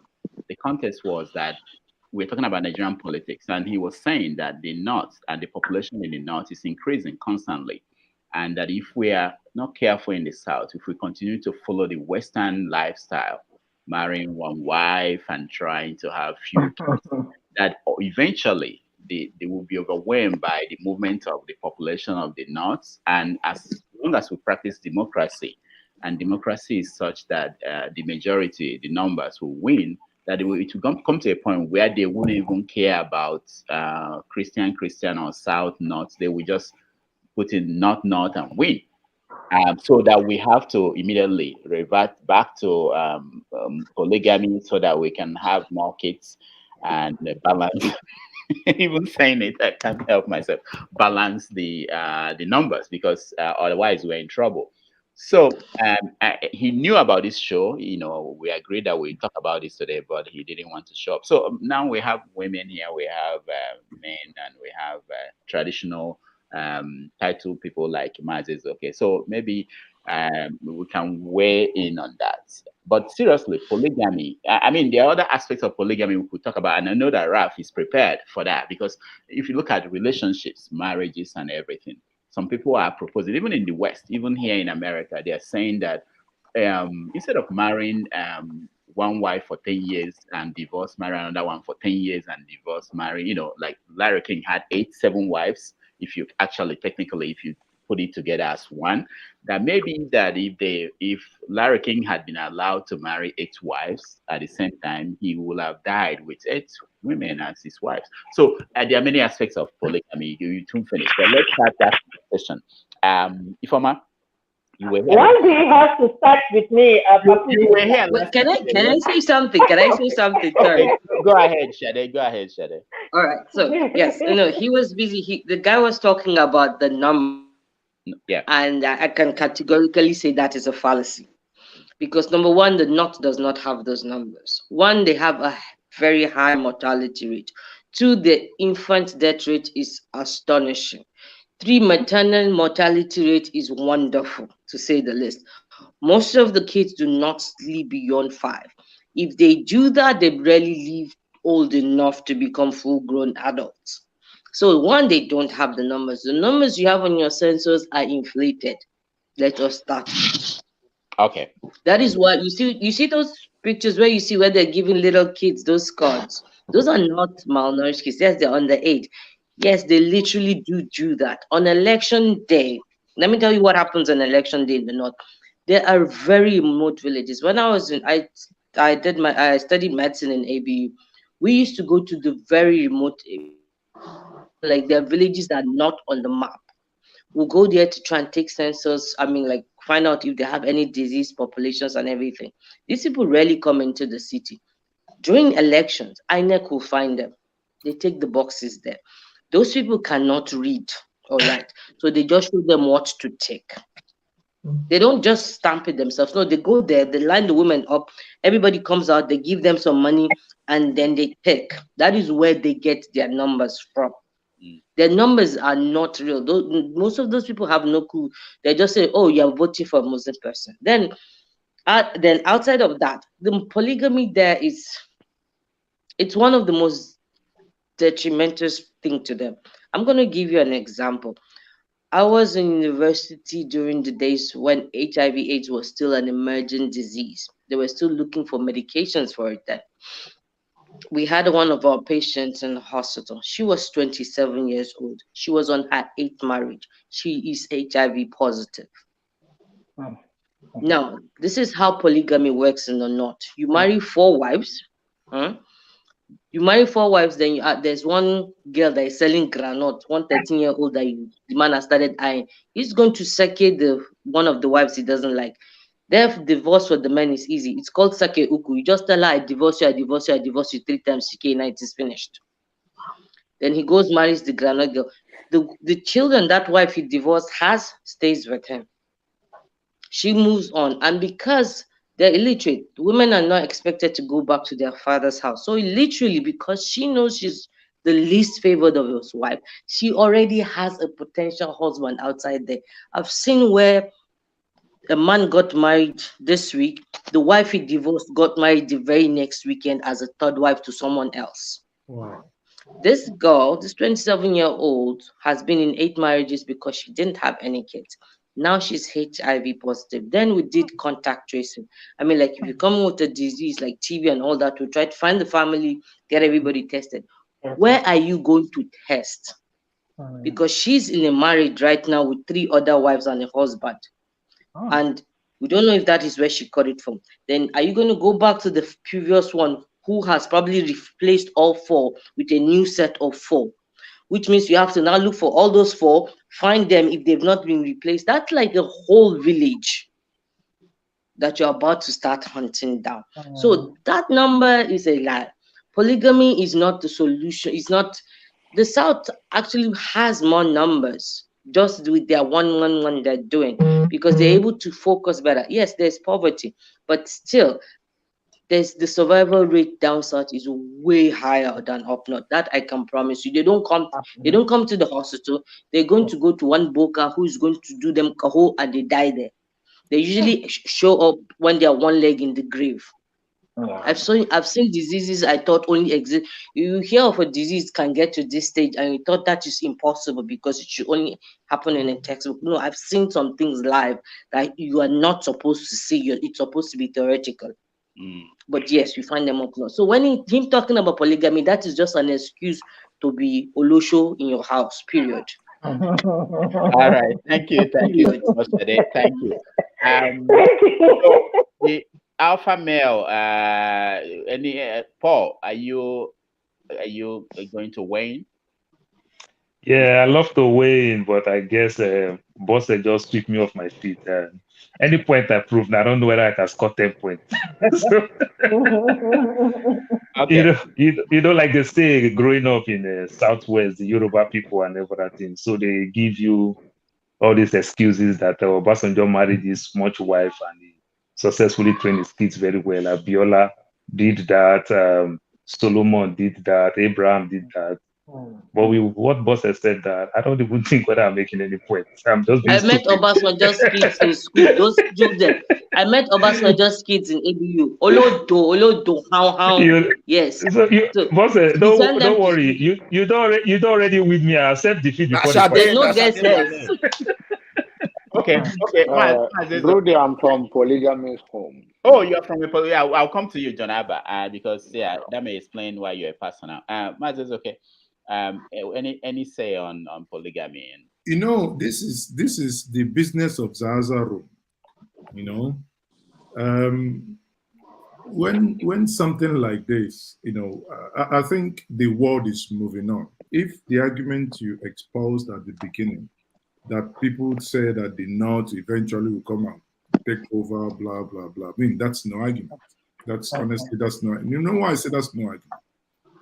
Niger State is about 76,000 square kilometers. The whole of entire southeast is about 26,000 kilometers square. Only Kogi, 26. Kogi, bring Kogi, you put them inside southeast. It comes together. That's the same. So what sense does it make for me to compete with someone? Then I will go and marry so many wives. Then where are they going to live? Are they going to live under the ground? The thing is, you see, when we talk about development, enlightenment has a way of controlling and taking care of these things. Because when you know you have kids, the reason, I mean, not that we are not able to impregnate our wives, to even for one, to give you 10 children. But it's about when the 10 children comes, how are they going to eat? What is going to happen? So then you curtail your whatever. But to talk about, you know, marrying, I think my forebearers, whom I respect so much, you know, I respect them so much, they had many wives because there were issues that happened then why they had so many wives. They needed to farm, you know, they needed to, I mean, it's not today where you work. They needed to farm. Infant mortality rates at that point, you know, was so high. In my own family, my dad married only one wife, but we were 10 at some point, you know, lost 2, you know, 8 survived. Basically, we were 8. But even at that, within the last 2 years, I've lost 2 siblings. So in that case, we are now 6. So if I go back to in my own family as an example, 1 wife, 8 children. But none of my siblings afterwards had more than 5. The average is 3. So you see that the generational is changing because by the time my parents were alive, we carried our lockers to school. So it didn't matter. We went to school barefooted. But not on this planet Earth would you allow your son or your daughter to walk to school barefooted. Now, when growing up, if we play, because when we go and, you know, spoil our shorts the color is lila. They will use white or yellow to patch it. So you have like a travigator in your bumper, where that is the level of poverty then, you know. But here we have survived. We cannot go back and recreate that struggle that we just came out of. Everyone wants a better life for himself, because, my dear, you have many wives, you have many children. You're no longer going to enjoy any small car. You better probably go and buy a more bus to have your own family in it. All right. Well, thank you so much. Forefathers is here, but before he weighs in, let's hear from Omoye Connors. Omoye, welcome to the show. Our studio is full because once we raised the topic of polygamy, everybody woke up. They thought that we were about to force people to marry more than one wife. So, Omoye, welcome to the show. Thank you very much, Dr. Damages. I saw your last video. I was laughing. Oh, thank you. I was laughing. Thank you so much for those videos. At least one can laugh, you know, in spite of everything. So I appreciate it. Greetings to everyone on here. And thank you very much, Sade. You nailed it completely. You came from a very insightful angle that I really appreciate. I think that we don't talk about that aspect as much as we should. And, you know, the reason why I hopped on here was because of polygamy. Dr. Damages, you're right about that. I wanted to hear our brothers now saying that we should go back to our forefathers' time. I need to hear this directly so that when I'm passing the message across and I'm calling people to come and join this live, they will say, we're ready to fight. So, anyway, my point, actually, I'm going to allude to what Mr. I believe it's in Nigerian Media TV. Yeah, Maz is okay, in Media TV, yeah. Okay. Good afternoon. So I'm going to allude to what he said, and he makes a lot of point. We have so many children in Africa, in Nigeria, whether it's the South or the North. My question is, what have we provided for those children? Nothing. If you think about it, in the North, there's so many there's so many kids that are uneducated. They don't have the necessary basic needs that every child in any civilized country has. So if we're saying, how do we compete? Are we trying to on what's the basis for the competition? Why are we trying to increase the numbers? Is it in the days of our forefathers, they had a reason for this, right? They needed workers for the farm, they needed help in the house and all of that. And having multiple wives was a sign of wealth in their time, based on their understanding. Now we're in this world, in this space. How does having multiple wives without her giving diseases, spreading diseases all around, and having so many children, what do we need it for? Because the children that we have right now, they're deleting in our very presence. I use that word carefully because of social media, Dr. Damages. I want this to be monetized, so I want to be very careful. So there's so many children that are deleting every day. What was it recently? Someone walked into a pastor's house and knocked off 2 of the children, right? Yeah. And kidnapped the other one. So what are we saying, really? Anybody who comes here and says, yes, we should definitely start having all these children. There are so many children that are starving right now. They're in orphanages. Nobody pays attention to them. They don't know where their next meal is going to come from. There's so many kids that are sleeping under the bridge. What are we doing for those ones? Have we provided the necessary care for them? If you have done all of that and you now say, you know what, let's have more children. You can adopt. There are so many ways you can do it. So trying to take us back is like Monday morning quarterbacking, as they say here. You're trying to take us back to the what century, where people didn't have any say. You have to understand, back then, our mothers did not have a say. They didn't have the voices that we have right now. Shade will not be here saying, downloading some knowledge on us. She'll be in the kitchen. Are you kidding me? She never cook evening food for her husband finish. You want to talk for where men they talk? Are you serious? Or is it Informer will now sit down with side? You with men around you should not be giving them side. Are you serious? I will not be on this live and I'm wearing a tank top with my feet showing. That price has reduced now. They will cut the bride price down. They will say, no, this one forgets. In the village, no man is going to marry her. So what am I trying to say? For those people that want to clamor for traditional, let's go to the 7th century before the knowledge of Christ was known. Because no man could answer that question. How I want to do it? The ones when they grab, I don't feed them. They get food to chop, education day. As today on strike now, how many don't almost reach 1 year now? They never answer them. They see their house. You know what an idle man does to a child? So when we're talking about, when we want to say things, let's say it from, are we moving forward? Are we moving backwards? What do you want? Because you can't have it all. If you're trying to build a society that's sustainable, where our children will have the access that they need and be global citizens and be proud, what do we want to do? Is that the answer? Are we going to be stuck in the ways of our fathers that has not helped us, by the way?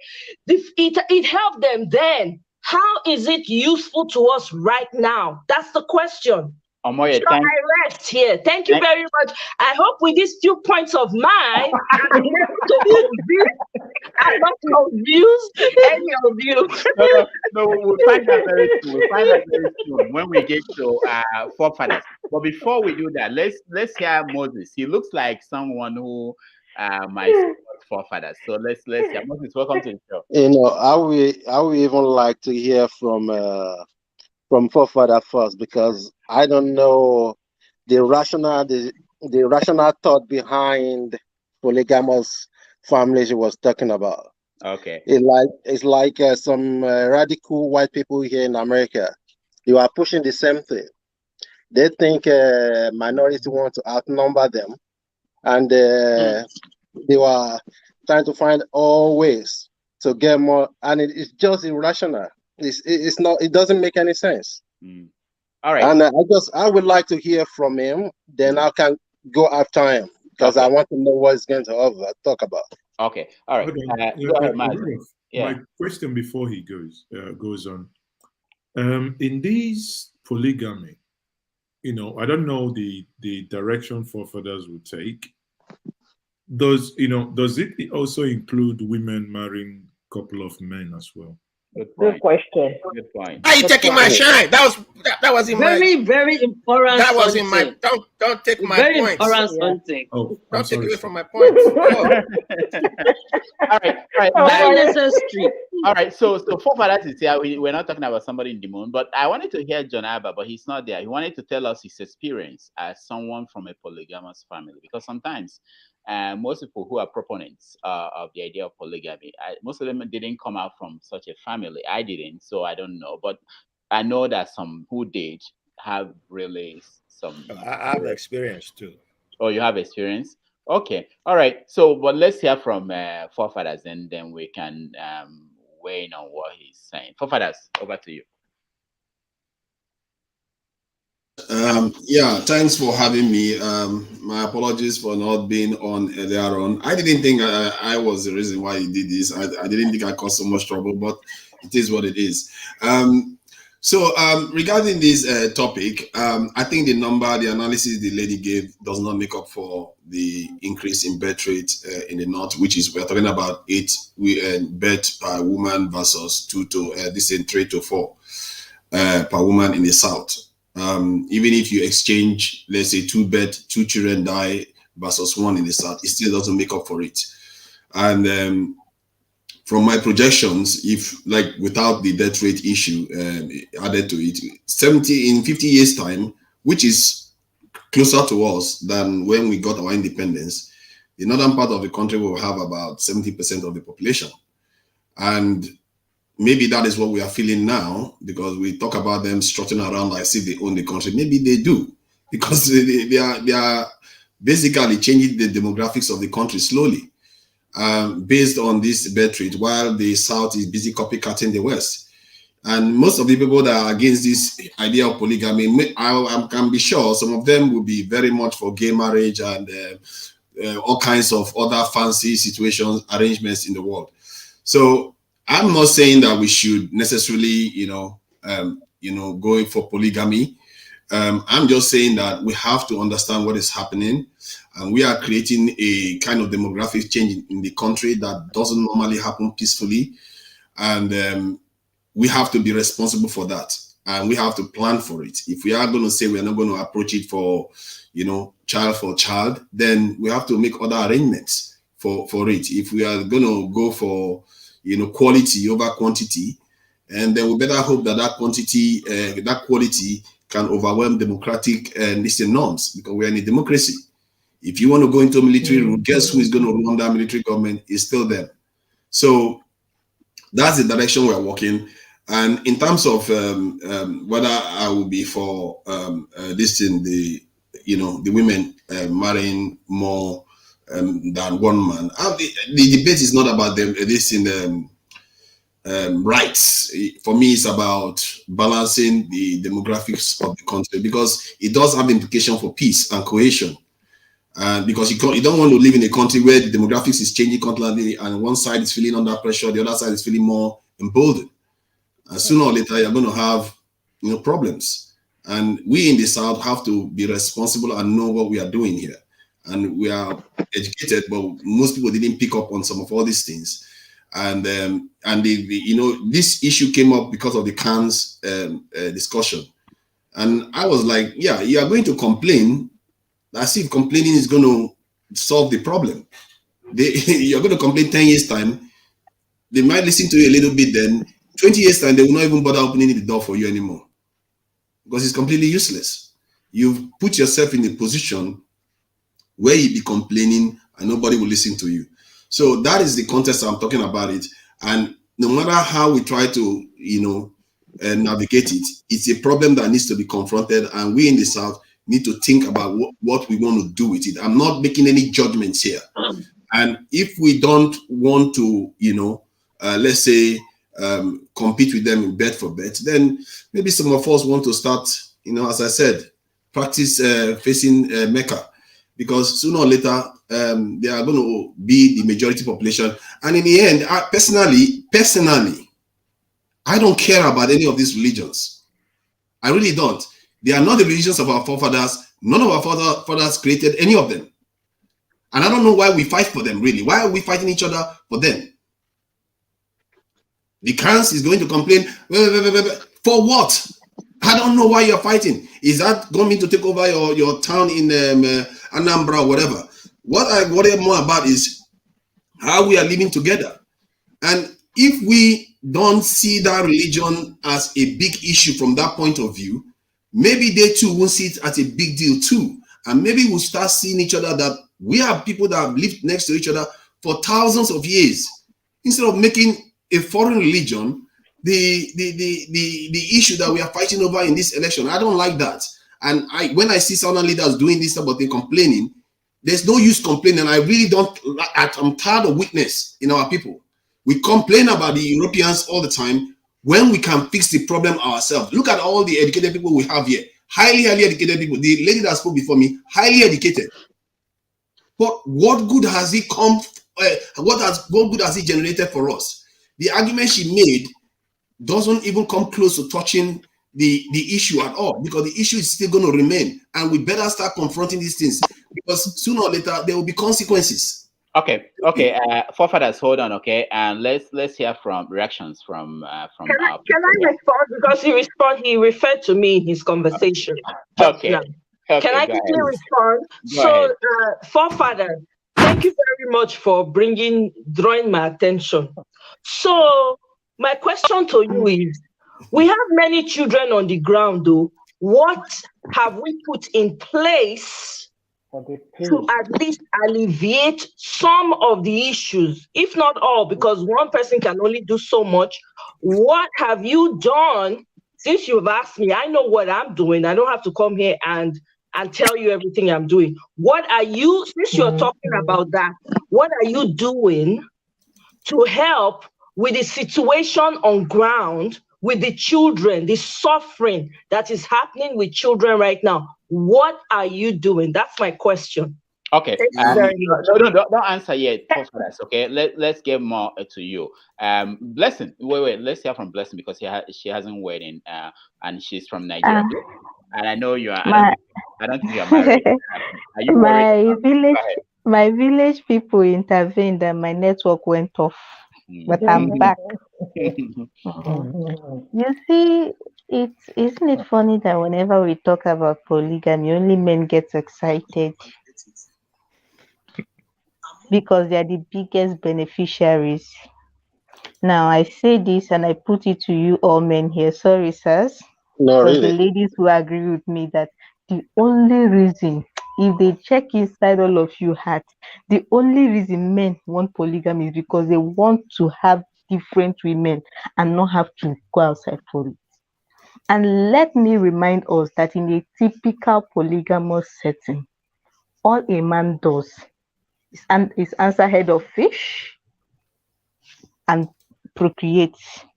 The responsibility 90% of the time falls on the mothers of their children. Thank you. I know several polygamous homes, and most of you are aware of this, that all the father does is procreate, make sure they bear his name, and the responsibility is that of the mothers. The only time you see a woman excited about polygamy is whenever we are allowed to marry several husbands. As for one, I don't mind. I can marry like 4. I'm not selfish. I'm not greedy. I can manage 4, at least for each of the market day. I'll manage one. I'll manage one for each of the market day. I'm not selfish, but I'm not selfish. I'm not selfish. So what I'm trying to say is let's even what Forefathers is saying. I don't know whether to say I don't agree, because I'm trying to not to agree in a way that will not displease God. But if we take away the fun part of it for the men, truly, what else do they benefit from? And please do not tell me that our forefathers did. Those ones had large expanse of farmlands. They needed multiple hands to tend to it. Most of them were peer pressure. Let me use my own family, for example. My grandfather, my paternal grandfather, was an only son. His father had just him as the male, and with, I think, 2 females. All my great-grandfather's brothers and cousins had multiple wives. They had each had at least 2 wives. Sorry, all my grandfather's cousins had at least 2 wives. According to my grandmother, it got to a point. My grandfather who had no issues, and may I say that my grandmother birthed 10 children. She birthed 10 children, 6 male and 4 females, without any assistance. Then along the line, this man was like, my brothers have 2 wives. Why must my own be different? He insisted he wanted a second wife. He was not lacking male, he was not lacking female. But he found himself in a place where every male around him, he was bragging rights. Ochakanabu, he had 2 wives. He just had one hand, so to speak. So my grandfather felt he had to measure up. And what did he do? He pressured my great-grandfather, being his father, that he wanted a second wife. His father was against it because his father had just 1 wife. His father did not marry 2. His father was against it. He insisted, and they let him be. He married a woman, and they had a child. And hell broke loose. Hell broke loose from her own end, not even from my grandmother's end. She came in and she was confrontational. She was a loggerheads with all the people she met in the family. She could not contain herself in her place. And the man that brought this whole problem was traveling from one place to the other. He was a mason. He was not even home to clean up the mess he started. It was his father that was cleaning his mess for him. Eventually, she left that marriage with just that 1 child and remarried elsewhere as the only wives. So if we're going to be fair about it, the only reason you see men gloating whenever we talk about polygamy is about sex, because responsibility-wise, they do not bear the brunt of it. They are not the ones that give birth to these children. They are not the ones that take care of these children. If they even say it, go to your mother. Go to your mother. Oh yeah, all these children. Oh yeah, people should go to your mother. It is go to your mother. Anything they bring, if they bring 5,000, they'll split it. Oh yeah, wife number one, come and collect. Wife number two, come and collect. Anything that needs to be added to that 1,000, they don't care. They've done what the father has to do. Alpha male, the women has to do the rest. And you are telling me you expect women to be excited when they mention polygamy. You only start being excited when we can marry 4 husbands.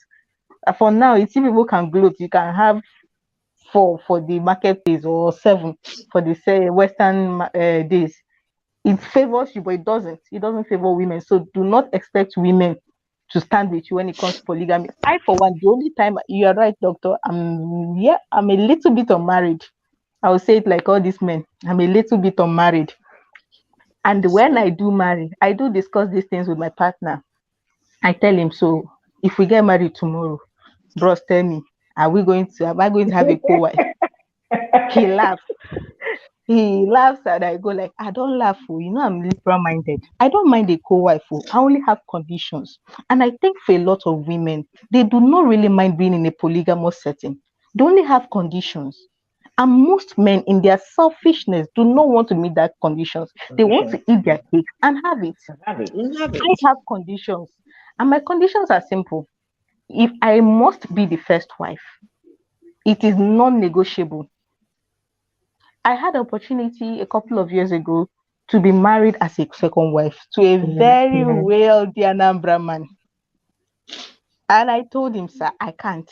You see that your first wife, I wish I was her. Because me, I will destroy that family. He said, well, I said, it's not intentional. I will want to secure my and my children. And that is what often brings problem in the polygamous home. Women trying to secure the future of their children. And you have a lot of children to secure futures for. So what are my conditions? If I'm going to marry you, okay, I have to be first wife. And if you're going to marry another wife or wives after me, there are laid down rules you must follow. Number one, I must be in the know from the get-go. You are not going to Yuledoche me. It won't happen. It will not happen. If you Edoche me, I am out and I am taking everything I brought into the marriage, my children inclusive.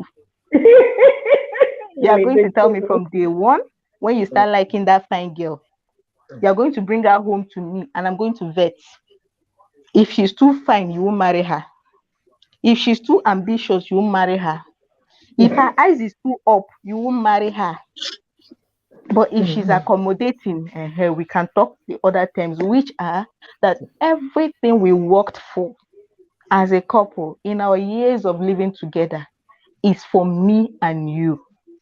When you bring in a new wife. Now, Blessing, hold on. I'm surprised. I want to ask you a question. This is your view. Is it a view of your contemporaries, like your friends? Do they? I don't know what modern women in Nigeria, what they think about polygamy. I have my. Okay, let me shock you. Most of my friends will not even dream of it. Don't even bring it near them. Okay. I just want to make sure. That's what I thought. Don't even mention it near them. But really? I share this. Really? Yes. Hold on. Wait, really? I think that's slightly from the notion. I said my friends. Oh, okay. Because I know women who still who know that a man is married and they are still going in there to box themselves in. Of course, such women exist. I am speaking for myself and those in my circle, and I'm telling you my conditions. So if we are going to vet her, when we finish vetting her, and I'm going to tell you everything we worked for as a couple before this second wife or wives is between us. We are going to split it. I am going to have my 50. And the other 50 can be for the family. That is the second wife inclusive. I am not going to labor. I am not going to labor with you, build with you. And you bring another woman in the name of polygamy. It won't happen. Okay, Blessing, hold on, okay. Omoye, I want to put you on the spot. I know you may not prepare for this, but I wanted to ask, when you were in Nigeria, did do you know people who share Blessing's viewpoints then? So I had a mixture. So when I was in Nigeria, I had friends who didn't mind being second, third wives. And some of them had the Muslim faith, some of them were traditionalists. So in their cultural wise, this was a practice, it was normal for them. The Muslims, it was normal. I actually had someone I went to law school with that she was becoming a third wife to an Alhaji in the north at the time. He used to come to law school to see her. So I had that, I saw that perception about, that was what they knew. To them, it was their culture or their religion. So they were okay with it because that's all they practiced. Now, for the ones that did not buy into that, they were very strong about it. And most of them, did not partake in it at all. And then there were some I knew who were okay being with a married man, knowing that he was married. So this is people want what they want, right? We can't box everyone together. Everybody cannot agree to do the same things. What I want is different from what every other person wants. There are people who are okay with this. They are okay with what Forefather is saying. They're okay, and they will look for people like that. So my thing is, if a man wants to be a polygamous man, he should find his crowd. Find a woman that will agree with you to be polygamous, because it's not every woman.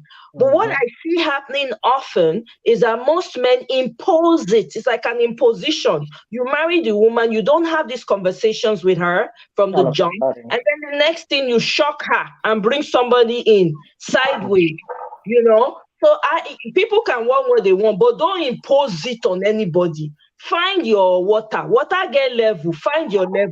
If now the polygamy you want, find them. And also be open to women who don't mind having multiple men. Some women can do it. So all right. But Blessing, hold on. What if, now let me play the devil's advocate here. What if a situation where a man, there is this notion that we have more female than male. I don't know who that is. I'm trying. There is this notion that we have more female than male, and in Nigeria or in the African context, most women feel unfulfilled until they say that they are married. Now you have many unattended women who haven't married. Then people probably like Forefathers will then argue and say, well, in the spirit of helping those who haven't married to also get these MRS, misses, in their, an appendage. So in the spirit of helping out, so marry more so that you help your sister, actually, to be married. Isn't that an argument? I would say that if you're going to be polygamous, it's only fair that you have the resources.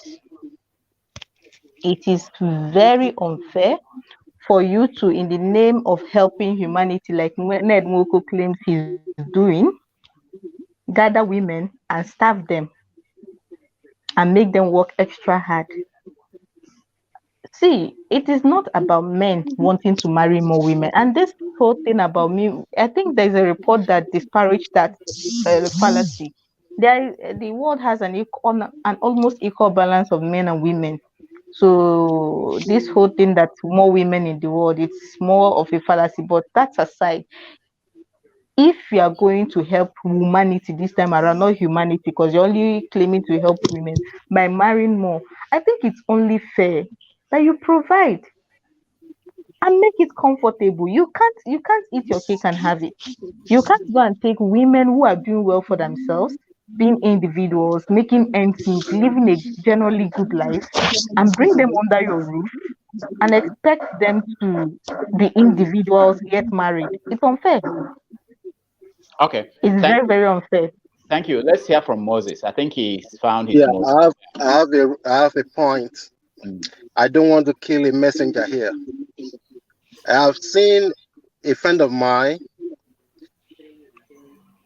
his wife asked her mother to come over to America, and the woman left her husband in Nigeria, and they get the man the housemaid for years. Do you expect me to have one wife, and later on you say, "Oh, I want to go and raise my grandkids"? Who does that? You are saying men are service. You women are service. What do you want to say to that? If you need taking care of, we have caregivers. With just a little bit of money, you get. What in his question? What if the man was still active? You can. These things they sell it now. Do you want me to say they sell these things? And no, you do not have to buy it. See, sorry, you do not have to buy it.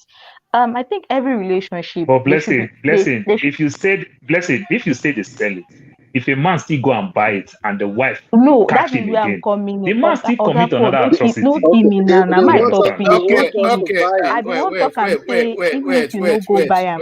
You know, don't they turn this thing to blessing, speaking on behalf They of want us to buy it when it's comfortable for them. No, I'm not saying that. Yeah, when it's comfortable for them. Can I respond? Listen, give me one But second. we don't want us to use it when we are active. I'll let Omoye speak. Speak. But Mr. I Moses, wanted to say something. Yeah. So excuse me, Mr. Moses. I hear what you're saying. My dad is passed now. God rest his soul. My dad was he was the kind of person, right? My mom could not go anywhere without him, right? So everywhere he went, everywhere my dad went, he was there. Even when my sisters were married and having children, my mom was there. My mom, they both agreed. This is how long you're going to stay for, right? So it's a conversation thing. This is how long you're going to stay for. You and I know we have needs. So my mom, even though she goes and takes care of maybe the newborn, 1 month, max 2, my mom is back home. There's nothing that will keep her there longer than she should. That was their arrangement. So now the question will be, what kind of woman you married? Because you need to be able to have a conversation with your wife. The expectation is you're able to have a conversation with your wife and she understands your needs. My mom understood that. Where people were spending months, 6 months with their children, or on top of Omugwo, or my pikin just born, make I go take care of them. People took advantage. Some people will take advantage of it and stay 6 months or 1 month and so on and so forth. But it boils down to the type of relationship you have with your wife. What kind of relationship do you have with him? So you cannot say, well, you married this woman, then all of a sudden she just, because her child gave birth, she just abandoned me. Then there was an underlying issue already that you probably were not aware of. That's what I'm going to say to that. Okay. Hold on. Can we stay on topic? Can we stay on topic? Because don't dive. Yeah. I think it's moving a bit. I want to stay on topic. The topic I understand. Forefathers brought issue. Don't go place concern the issue. I will talk this thing, then I will go back to what Forefathers said. I quite understand what you say. Oftentimes, I will follow what Moses said to some extent. They blame men for this polygamy thing. You see, let me use it this way. My father used to say this. My father said, every day when dog bite a man, they say, go and give him rabies, go do this, go do that. But when a man bite dog, it makes the news. Oftentimes, when a young man or a man is doing very well, when women rape the man pay for the consequence. You understand? Because some women want to marry into your wealth. Some women want to marry into you as a fine boy, like Mazi, fine boy, want to marry because they want a fine child from you. They blame the man for it. You understand? Because if women rape men, it's like a dog bite a man. Just go give him rabies. Not a problem. You understand? For example, that might be what Yo is going through. To some extent, it may also be wrong. Nobody blame the second woman who comes in. Somewhere along the line, they started counting it for the man. Second wife, third wife. These things happen. Women cheat. Because, like they say, it takes two to tango. If we cheat with women. You understand? So women cheat, men cheat, but they count it for the man. Second wife, foolish man. Third wife, the wife was so nice. So sometimes let's balance the narrative the way we say some of these things. Some of these women, they are weak in spirit. Some men convince neighbors, in fact, the same tenant in the same compound, marry somebody to be second wife. Because these women, they have low self-esteem, even when they don't want it, but they blame the man for it. Those things happen. Then I want to go to Forefather. Let me not deviate according to Ralph. Forefather, you said something about you thinking about foot soldiers. So for that reason, you want us to get the numbers. The numbers don't really matter much. I come from an oil community. I come from a place in Delta State where we have everything. At the time, my people stopped selling land to strangers completely. Guess what? If I want to get a land where I come from, it's just going to cost me only 10,000. Do you know why it's going to cost me 10,000? Because the land itself has no value. You understand? If you go to Asaba, you want to buy a land, it will cost you nothing less than 100 million, 70 million to buy land in some places. That's how it is. So thinking of all these numbers because of we want to raise more population, all in the name of the North, it has nothing to do. Go and develop yourself. Like I said the other time when this argument came, look at developed country. The population in Canada, the population of only California is more than the whole population in Canada as a country. But Canada is doing well for themselves. You understand? And every other thing, they strategize themselves very well, what we call brain drain today. They take all the best brains all over the world to develop their country. If you have good leadership, you're going to grow yourself very well. Like what Mazi said, the population, the landmarks in the Southeast is very, very minute. But the brains that have come out of that place, you can't count it. You can't count it. So let's leave all these things that we're talking about, population. China is the second richest economy in the world. For China as a country, what is their GDP per head? It's nothing to go by. There are so many people still suffering in China today compared to some other countries. Please let me properly respond to what Forefather. I know I was giving my personal opinion. I want to turn in now. It's quite late. Okay. I understand the need for numbers. If Ovie was here, you say it's all about numbers. It's all about numbers. Actually, he's around, so there's no space for him. I see him in the comments. Yeah. He's a riot over there. So he will say it's all about the numbers. But Igbo people do have a saying that a goat that is being fed by multiple people often goes hungry. But a goat that is fed by one person hardly ever goes hungry. And the reason is simple. This one will be doing, it's not my responsibility. I am not the only one available. It should not fall on me alone. And things will just keep going haywire. But I'm trying to relate this to real time, okay? I'm trying to relate this to numbers and population growth. If we have a large number of people and we in one society and a lesser number of people in another society, going by this adage, what it will mean is that there is a huge likelihood that the strife will be individual. Everybody will be all for themselves, trying to get ahead. The effort to the drive to come together often takes backseat. It is more often for personal development and growth that takes precedence. And in the end, what suffers? The society suffers because everybody's trying to rise, everybody's trying to get ahead, everybody's trying to come out from the trenches, so to speak. But you have this other society with very few people. They know they are few. They know that anybody can easily get to them. So what do? They come together. They come together and everybody just is teamwork. They are giving it their all. They are bringing each other up as they rise. And here, here you see that numbers do not really matter. It's the intent and purpose that matter. That is just what I want to say about what Father brought up. Okay. Thank you so much. So damages, let me quickly say this and I'll hop off. I never stay long on your life, but this one was quite interesting. I could not refuse.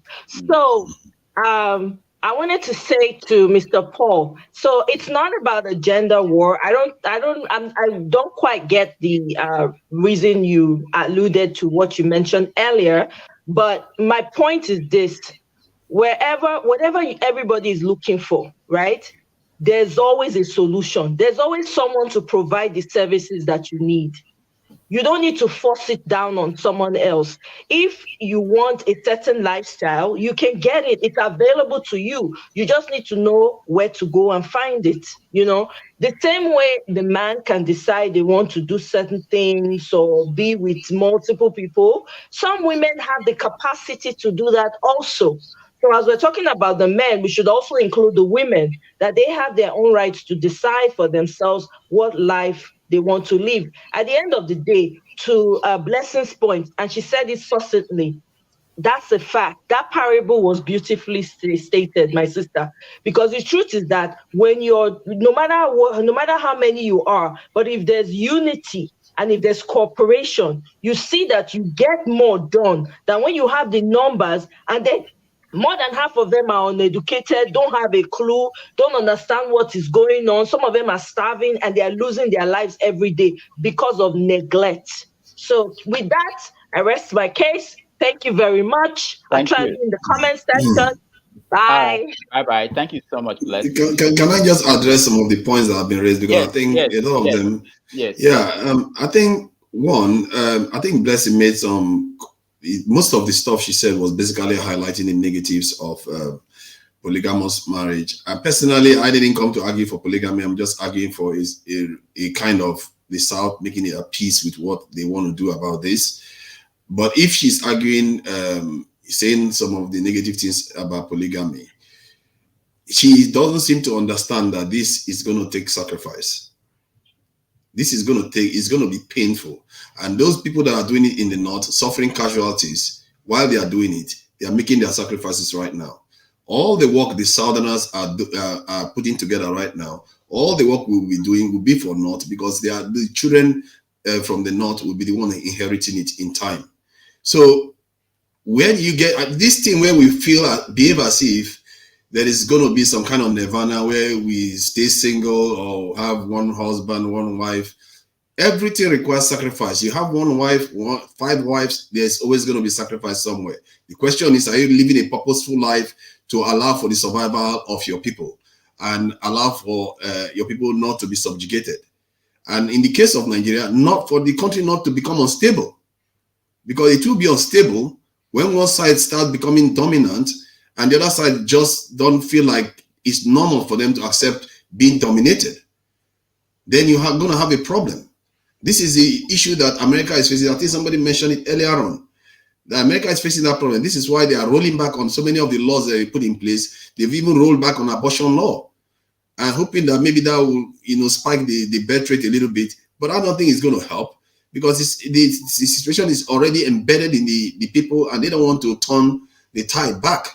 And we have to face the fact that whatever choice we are going to make is going to involve sacrifice. What gave us the impression, I don't even know why, gave us the impression that anything we do is not going to involve sacrifice. We have to understand the concept of delayed gratification and this thing gain in time. We have to think into the future. We can't just say, because it's going to be a little bit uncomfortable. The Northerners don't care. One anecdotal experience that I had was that I was in Nigeria, and this guy, I was working with this guy, and we were taking a bike. I was like, wow, those guys, they look young, Why are they so young doing this stuff? Why are they not going to school? The guy told me, these guys probably have already got a wife. I said, that's impossible. He's so young.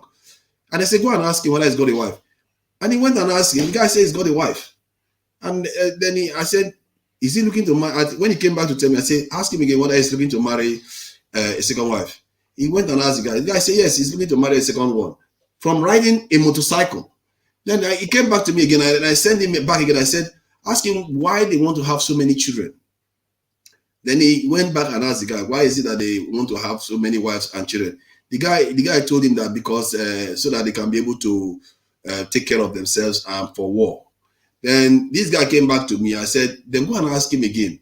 What war is it talking about? He said, I'm not going to be able to go and ask him that. This is real life experience in Abuja. Okay, all right. Thank you so much, Forefathers. But there are two things I think we're discussing. Okay, there's the political thing, and the issue of population, and there could be other answers to that. You know, like how do we? Someone said on the comment section that we could put in place something like an electoral college system that you have in America to deal with that issue in terms of why they put it in America is the small states wanted to have a large say, an equal say in the lawmaking structure of America. So they said that in the Senate, no matter how the number of people in your state, you have 2 senators. And in the House of Rep, they depend on the population to decide how many people are there. So it took care of that. No, nobody's worrying that California has 30 million people or that New York has 20-something million people. Because if you are from Maine and you are only 1 million, you still have a say in the Senate, equal say with New York or California. So that could be the answer to what you are worried about. But there's still the other issue of polygamy, you know, for other reasons. So let me bring in the people that just joined us and see what they have to say before. Sorry, Doctor, before he, can I ask him a forebearer? Okay, how many wives do you have? I avoided that. It's not me that will ask Forefathers. No, I mean, but I'm asking. See, Mazi, for somebody when they live for London, now they ask how many wives. I've said it before. I'm one of the people perpetrators of this iniquity that we talk about, and I'm telling you that from my own observation, I'm not even proposing polygamy as a solution. I'm just saying this is a problem. The Southerners need to be aware of what they are creating here. It's not the Northerners that are doing it. It's the Southerners that are doing it. And when the consequences come home to roost, we shouldn't be complaining like the Khan is doing right now.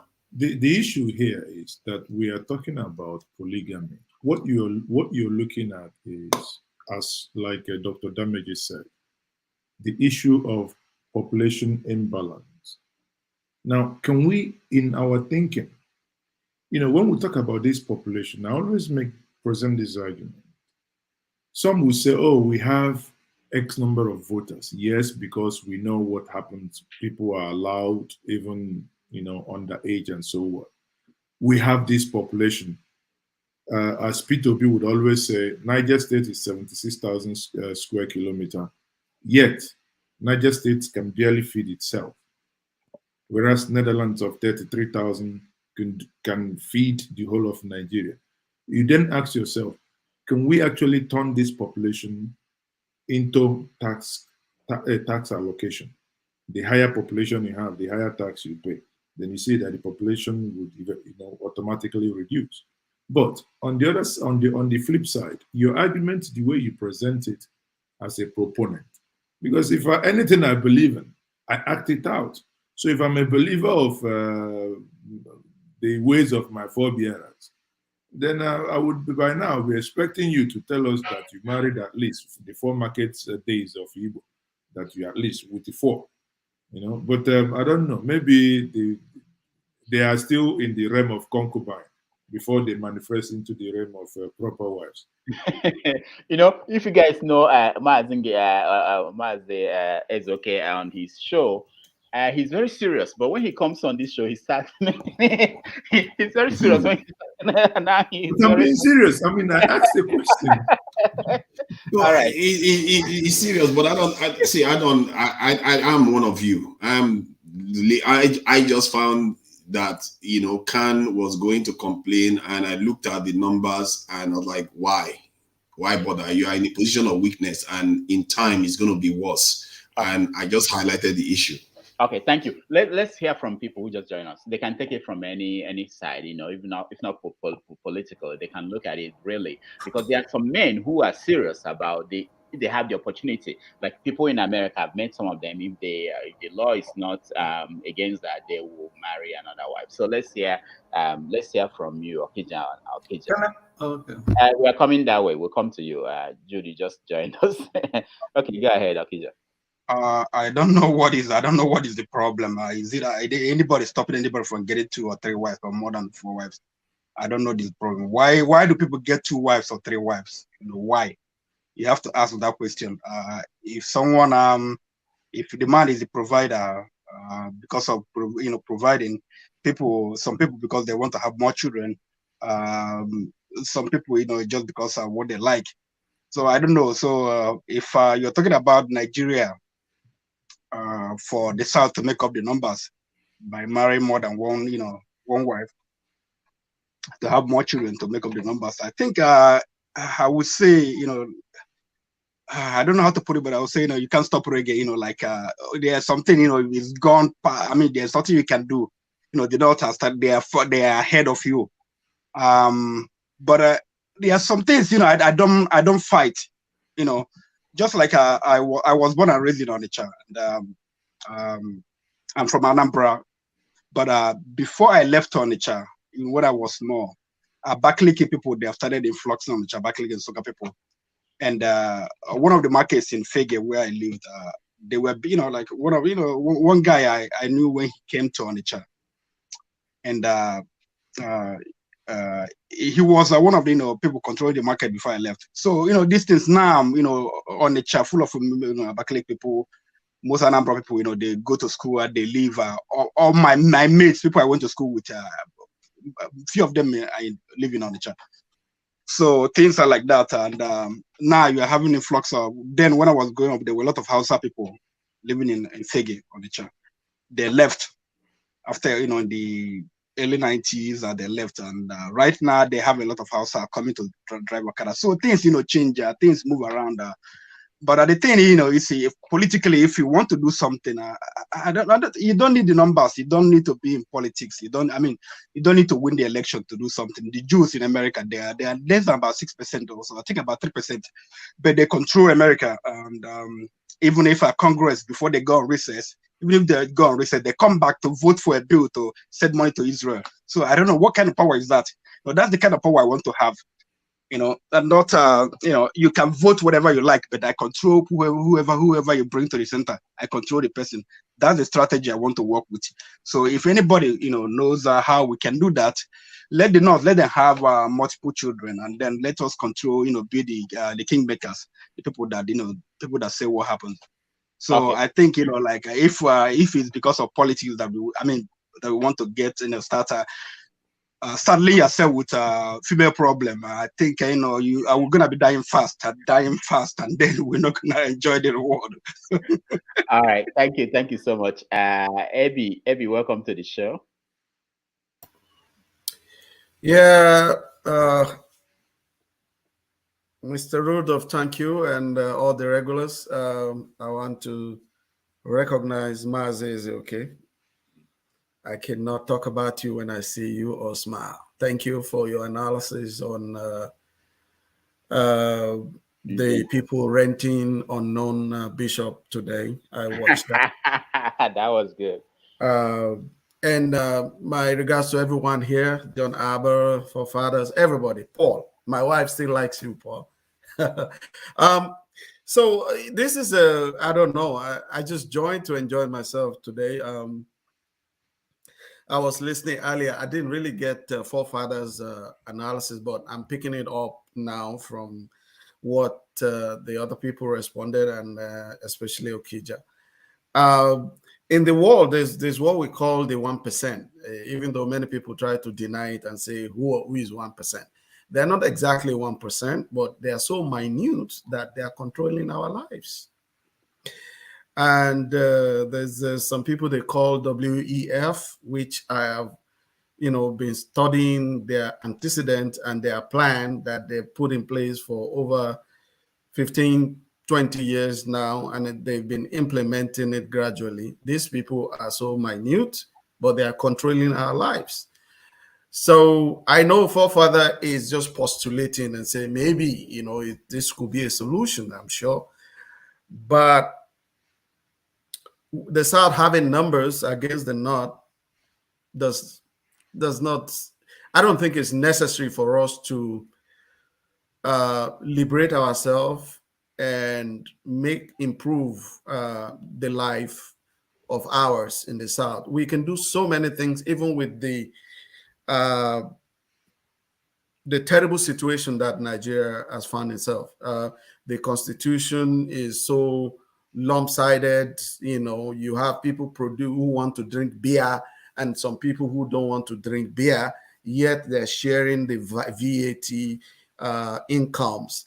And then you have a country who they say is secular, but they're spending money to send just two religions out of several other religions, you know, to pilgrimage.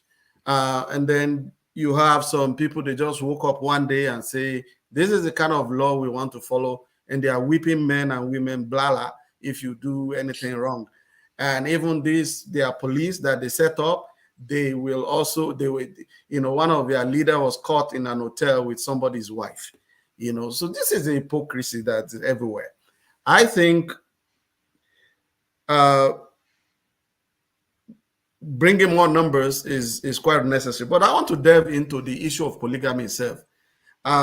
What exactly? Because unfortunately, most of the women just left. I heard Blessing, you know, putting down rules and regulations of, you know, she said, including, I'm sure you're listening, Blessing, including everything you brought, like the kids. Come on, Blessing. I'm one of your friends. I think that, how did you brought the kids into the marriage? That means you had those kids elsewhere and you brought it to the man. You can claim that. Then where exactly, what belief system or rules or whatever are we following exactly to either go against or for polygamy? I don't understand it. For those of us who are Christians, it's everywhere there in the Old Testament. Even the New Testament didn't deny it. Even Jesus he said, I've not come to change the law. I just come to uphold it. All right. And in Islam, it's similar. And I heard the argument that our forefathers are justified because they have farm. Farm to do what? What is that farm bringing back to the house? Is it not food and money? Has that changed today? At the end of the day, we still have needs to provide food and money today. All right. And if they talk about, oh, men want sex, that's why they have. I have only one wife now, and my wife, no, I told him that all things be equal. If I know date this kind of quagmire, I go get more. Now, if they say because of sex, hey man, they have no idea that in fact marrying more self na wahala, na the away self na the sweet pass. We cannot deny it. We can deny it, right? You can keep quiet because of political awareness or correctness. Yeah, sharp everywhere, everybody. So what's the difference? I mean, so there's so many things that are going on. I just found out that humanity has become more hypocritical. We have become more pretentious. And that is why we are where we are. I'm able to say better than them. Thank you. I will listen. Thank you very much. Thank you, Abby. Thank you so much. Jude is off screen. So so let's get a reaction from John Abba. You came from a polygamous family, and you wanted to say something. You wanted to share your experience. Go ahead. Unmute yourself. Yeah. Yes. Okay. Good evening. One more time, everybody. I'm from a very big home. When I mean home, is from a big polygamy home. My father have more than 5 wives. I enjoyed every one of them. My big brother is in New York. It's not the same mother with me. I understand the religious aspect of it, and I understand the Me Too movement of the hypocrite, where we are all talking here like, I mean, I think if you have your wife in this part of the world, you have to be scared. If you say something like, you say you want another wife, your bag may be outside waiting for you. So Apart from that, I'm a pastor. I have a beautiful one wife. But Abi, you are my hero. You know, these people are hypocrites. If women are us, Me Too movement don't change you. Now 2, 3, then go marry. Look at the way they flooded this floor. Yeah, today. Look at them. The world be men keep playing this game of political correctness, religious issue, and we are very hypocrite. And that's why women they don't play. Women know today is a war, and that's where they came. They say, you guys are on a mission from Rudolph Show to now start introducing what is going on in the UK. UK, my brother, my one stepmother have 2 legal wives. So in UK, actually it's legalized. A Nigerian can marry more than one wife. I think you can find. Wait a minute. Is it true, Moses? Okay, is it true? Honestly, no, yes, in UK, under Sharia, how they adopted Sharia law of marriage. Yes, you can have. You can have my more than brother. one. I'm not talking about somebody. Are you a Muslim too? You can. I mean, you can declare partly Muslim. So, Actually, let me say this. I've heard that people in the Bronx, there are some in this New York, there are some Africans from West African, French-speaking West African countries in the Bronx. They do have 2 wives, but they live in different apartments. Yeah, the same in UK. I have the video. I will send the video to you. You know, done by BBC documentary. Okay, let's go to the reality aspect of it. Is the number add up that men and women are equal? So the other one, what thing they would do? Make them sit down like that. See, this was called them home. So all right, Janaba, stop. Let me introduce Ovie. Ovie said he came from another. Ovie, tell us the story because you've been going crazy on the comment section. Let's hear your story. It's a man's word. Period. I'm sorry, the women are not yet to. For how long? The women are not yet to. You were right. I mean, the women are not yet to show me that way, but it's not anymore. So it's no longer a man's world anymore. If you look at what's happening in school system in America and in Britain, I believe, where boys are no longer allowed to be boys. You know, there are certain things they will do. They put them on medication. These are the things that their fathers and their grandfathers did when they were in school. So it's no longer a man's world. And if you go to family court system in America, and I think it's the same in Britain, you see what's going on there. Most of the judges are women. They control the court system. And if you're unlucky and you go there and deal with the issue of custody, and you see that it's not a man's world. Okay, go ahead. Yeah, but Dr. Jameji, some of those women you are talking about are also men or they. All right. Dr. Jameji. Yeah, go ahead. This is a man's world. America. Hold on, Ovie. We need to figure out what's wrong with Ovie. Ovie is in America, but each time he comes on, the system looks like. Ovie, we can't hear you. Ovie uses his MTN line. Hey, Boma line. They use 2G, 33, 10.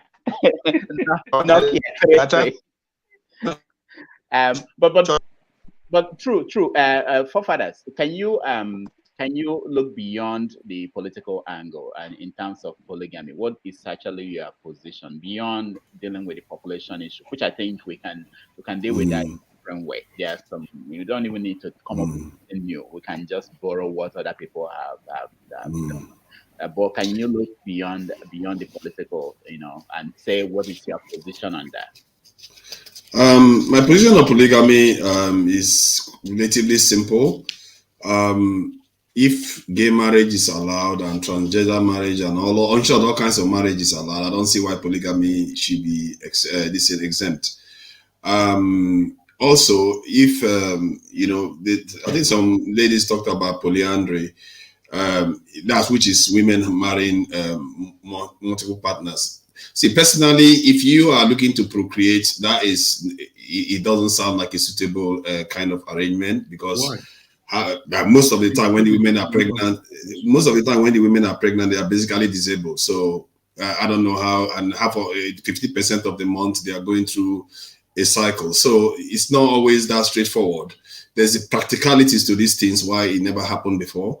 So this is why it's tilted towards the men. You see, the thing about polygamy is that it tends to also have some advantages. The best men get to procreate, and their genes and their know-how tends to be passed down the generation, the expertise. Instead of every loser, just, because they have to women have to settle for them because society said they have to find one guy, and then they break up with the guys anyway. They can't tolerate the guys, and 80% of divorces now in the West is triggered by the women, because why would they tolerate people that they don't like or they don't see as men anymore? So I think polygamy has a place in society, especially if you are looking to maintain or grow your population. And population matters when people don't understand, because human beings, to me, are the most advanced creation that we know in the universe today. And the business of creating them should not be taken lightly. And when you were able to have more population, you can do more things. There's a reason why this topic is triggering a lot of people, because they understand full well that if they don't do the right things now, sooner or later the North will be dominating, and their children will be the one inheriting all the good work, all the hard work you have done now. That is why people have children. They want their hard work to be passed on to their kind. And if you want to say you want to play the game of the Jews, remember what happened to the Jews in the last century. The reason why the Jews are a bit, I shouldn't be using those terms. The reason why they're a bit stronger today, because they have a home base, which is a land that they control. And what happens when a population is growing faster in your country and taking over? They will take over those lands, and sooner or later there will be reckoning. One way or the other, it's not going to happen peacefully. And even if it happens peacefully, it's going to be one sad goodbye. And that is something one has to reckon with. Personally, in terms of polygamy, there is strong argument for it. For me, I don't even understand why anybody would be against it when they are all for same-sex marriage. I don't understand that. Okay, Raf, I know. All right, let me because I'm about to leave, because there's no. I'm sorry. There's if you want bigotry, you can do your bigotry, but I'm not signing up for that. Let me read a few things. When a female Maasai marries a man, she not only marries him, but his extended family and his friends, as well. Because of high infant death rates, some elder husbands will allow other male family members to sleep with her, but only if the wife agrees. April 2, 2015, afktravel.com. Is polyandry legal in Gabon? In Gabon, both women and men are allowed to have more than one spouse, although only men typically follow the practices. But before contracting in marriage, the couple must state whether they intend to pursue a polygamous relationship. So that's 2. Where's number 3? I think it's number 3 is shift. Oh, you have to open this on. Great. I have the Nigerian one actually, which surprised me. It's a tribe from the north. Irigwe, I don't know if I pronounce it right. Irigwe in northern Nigeria allowed women to have co-partners until their council voted to outlaw the practice in 1968. Guardian, Nigeria, in an article, I think from April 2019. So most of you don't know your history. Come here and be talking garbage and spreading bigotry. If you hate gay people, I mean, first of all, if it's about numbers, let's be honest. If it's about numbers and multiplying numbers, then you shouldn't be against gay people in the first place. You should allow them, because they are the people who love to adopt children. I've never heard you, forefathers, for Sorry, once. I hope I didn't come across as if I'm against gay people, because you are painting me like that. I'm not against them. You always try to interrupt when I'm talking. Let me talk. Oh, you are trying to call me anti-gay. I'm talking. So you always, you've never once, not once, have you ever brought immigration? And I've never seen the country whose economy is doing well right now that's not, that doesn't have immigration playing a role. So if you're really about numbers, you would have said the South has to allow numbers to come in. So it's all, but all you want is just knock women, make with the knock, direct. Or yeah, bring the women with the knock. And you're so backward that you don't even know that science has given you a shortcut. But when you all these men who were like, no women should have rights, so we have to only bring them to the bed. Like Buhari said, the other room, they belong to the other room. You don't even know. You are sounding like the same people who you think you are going against or you are better than. You're using eugenics language, which is from the same West that you think you are against. Well, you're living in the Western land, so why won't you be borrowing eugenics language? You don't even know that science. You can use science to commit the same crime that you want to commit, and take women's eggs. Because that's what you want. You don't want to use immigration. Otherwise, you would have gone and, hey, let me talk. Stop interrupting me. You're accusing me of all kinds of things. Stop interrupting me because you want numbers. You want numbers of the South to multiply over the North over a short period of time or a long period of whatever you want. Because I don't even understand. Because Nigeria's census is not even real. I don't know when you get that in your head. Shade lived in the North. You never lived in the North. She lived and worked there. She's a medical professional. But that threatens you people. So all of you think it's just a game. That's why I brought that woman here. And she proved it. Diseases exist there. You people don't understand what's happening with children there. They don't live past age 5. Many children. And we think it's just, by marrying, you born the children. Then start clinics, health clinics. But you won't fix your health care. You won't fix the education. But you just want to go straight to having the children. So what will the children be doing? Where will the children go? If you put one man has 10 wives, my grandfather had 10 wives. Why didn't he die by age 54? That's why he died. How will you maintain 10 wives? Okay, I will knock you today, knock you tomorrow, knock you. How will you not die early? And then they'll say, this one poisoned him. His youngest wife, my mother is older than his youngest wife. This show was going to win. You have opened it now to battle of the sexes. No, the doctor, I'm going to leave after this. But you have opened this now to battle of the sexes. Women are cheating on men. But you don't understand the battle keg that this has turned into. If you want numbers, then Cameroon next door. The French English war going on. Go and adopt the children who can't go to school. They've not gone to school for longer than ASU strike. Why are you not adopting the children? Bring them and give them an image, right? Do what your colonial master was doing when they forced you to go to boarding school and change your identity from Igbo, Ijaw, all of them into British. Go do it. That's what you are projecting. It's not what you want. You want Southern identity. Go do it. Repeat what your colonial master has taught you. Go take children from Mali. Bring them to the South because you want numbers. Or you develop your country. You develop your region. You do the right thing. But you don't do the hard work. You want to say, this is how we should do it. Our forefathers were knocking women. They were having 10 wives, 15 wives. There are people who in Africa where the women were having husbands. Did they not exist? Don't they count? But they don't count because we only pick the ones. Okay, then if you want to do like the past, why we're in the South, where wasn't not people killing twins? They don't count. So we should kill twins too now, because tomorrow one person who's stronger than you will come and take over and say, we are South, kill the twins. The Igbos had the ones where some part of Igbo were killing lighter skin, right? Do it too. Everybody will open the keg or do the right thing moving forward. That's all I will say. I'll see you all when we have reasonable people. Thank you so much, Rab. Thank you. He just made a lot of accusations that I never made. I'd say that I'm anti-gay, I'm eugenics. What are you talking about? See, you can say whatever you like. It's not going to negate the point that the issue remains. You still have to deal with it. The only solution he proposed was immigration, which he could have shed more light on, but instead he spent most of the time making allegations that I didn't say anything about gays. I just said if you ask him now whether he's for gay marriage, he's for it, but he's going to be against polygamy. So I don't understand why people do that. Why would you be for gay marriage but you're not for polygamy at the same time? I'm sorry, because I'm sorry, forefather, and everybody. Why is it a crime to to be against something?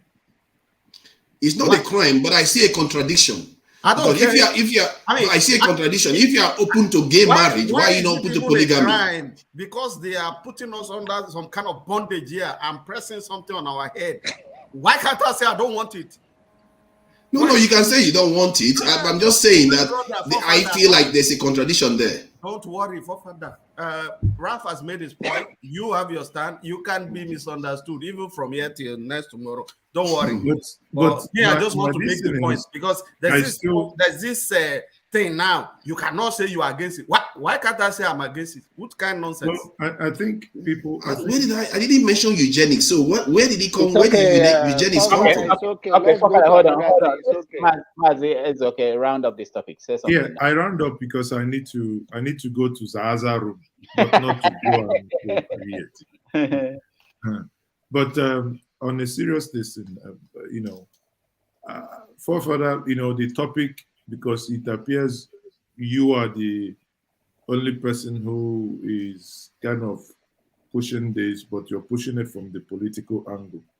And you said something that it's going to be, a lot of sacrifice has to be made.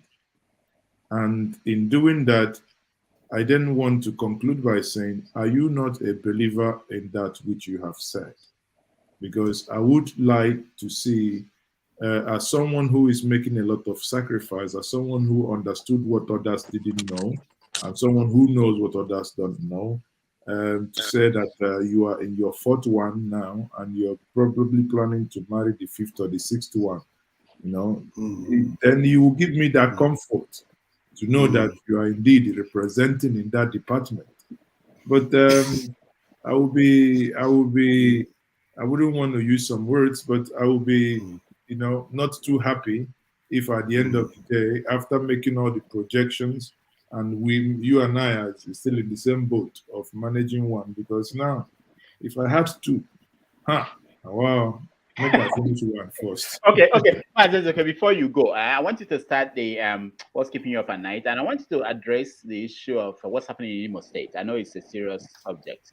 I played the video earlier on where there were killings of some young people, and there are contradictory stories about whether they were killed by Bubagu or whether they were killed by DSS, but it looks like the state is falling apart. What is your take on that? I think what happened in Imo State, I followed it up today and I spoke to some people. Now, I let me put this on record. Before I say anything, I say no one deserves to die without fair trial. No one that was shot in the manner that we saw in Imo State deserves to. If they were criminals, there are better ways of handling it. Get them arrested, put them through the judiciary. However, these are the points that, when I say these things, some of my brothers don't also understand it. If you listen to the governor, I made my program today, I said that the governor is not telling us all the facts, because he said that these were shot by DSS. Now, we understand that by the operations or the operational template of the DSS, the governor said, and I quote, that they went to the camp. That means these individuals were in a camp, in a forest where they normally are, the ungunned men. But the pictures and the videos we saw does not support that evidence. Normally, when they go to such camps, when they invade, there is normally a gun duel. When you have gun duel, you have casualties. DSS, when they leave, or any security operative, they leave with the ones they capture alive, and they leave with the dead bodies of those that fell when the gun duel was happening. But here we saw videos, unless those videos were fake or lies. Here we saw videos of individuals who were lying beside the road and beside the water channels, what we call in Nigeria gutter. The question then is, did DSS invade camps, have individuals killed, and didn't take the dead bodies? Then that would have been something new. Another alternative, another narrative could have been Does it mean that the DSS took those bodies away, put them in the morgue, the people went in the morgue, brought them out and littered them on the street and put them on the wheelbarrow? You know, something is not adding up here. Then there is another part to it. People now brought out a video saying these individuals went to a to a traditional marriage. And the video of the traditional marriage, there is another video say this is somebody brought out this yesterday morning, it's now Thursday, saying they went to, this is the house that the Ebubagu went and burned down this house. If you marry the two videos today, when I did my forensic analysis, I can tell you there is no bearing. Video one, where the person that made it yesterday morning saying this is the property, and the other one that says this is the traditional marriage that they went to, had no connections. If you do reverse image search on those videos, I wouldn't say more than that, but it has nothing. It has no connection. That is on one side. Then finally, you then ask yourself, when I made inquiries, they will tell you that there is nothing like Ebubagu in Imo State.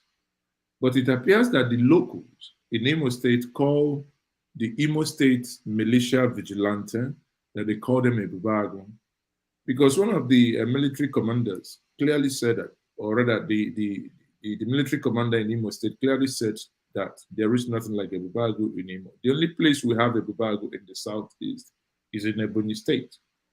And you can clearly see that in their outfit, in their, in everything they do.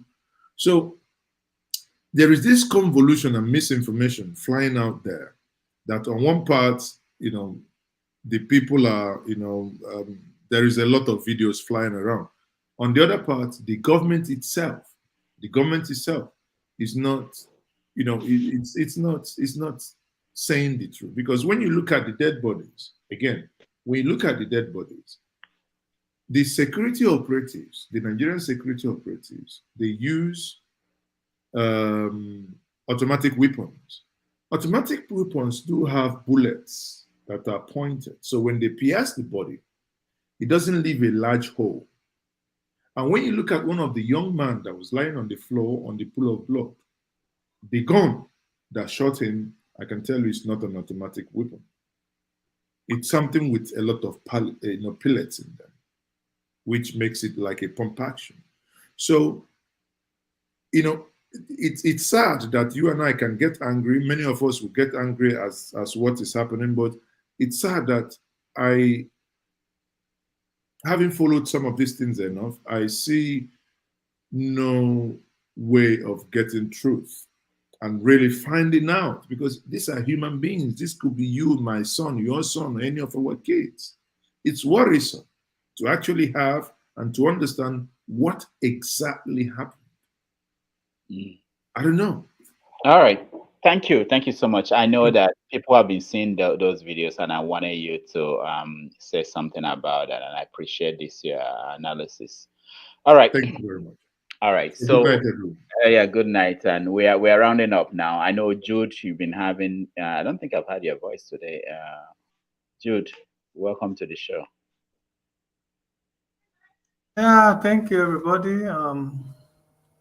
Been listening not too long ago. I came in, so actually there's not much that is going on except that they're discussing about the polygamy and those that were killed in Imo State. And unknown bishops. We started with unknown bishops. Okay, the unknown bishop, is it in Abuja? Those, I think, did I hear that Tinubu has been made a bishop, or is the one making people bishop? I don't know. They pay you now. If you are a good actor and you can act as a bishop. As a bishop. You can actually get paid a lot of money. And then I saw some video going around on the internet of those, those, is it, I don't know, that use where the Fulanis that wear their turban, and then they go and wear regalia to become a bishop, to go and collect money or something. I don't know. Yeah, and some of them, one of them said, they promise journalists. Look at yeah. Why not? Are you scared? No, what I'm saying is, are you scared of talking to Nigerians while you are here? Don't you have anything to say to Nigerians? Can't you? You don't have anything to say to Nigerians while you are here as religious, as Christians? Nothing. Sir, you two don't have anything to say, sir. Yeah, that's a little bit of what happened today. Nigeria is Nigeria is Nollywood. I mean, the things that happen in Nigeria is I don't know any part of the world, even African countries, that this kind of things can happen.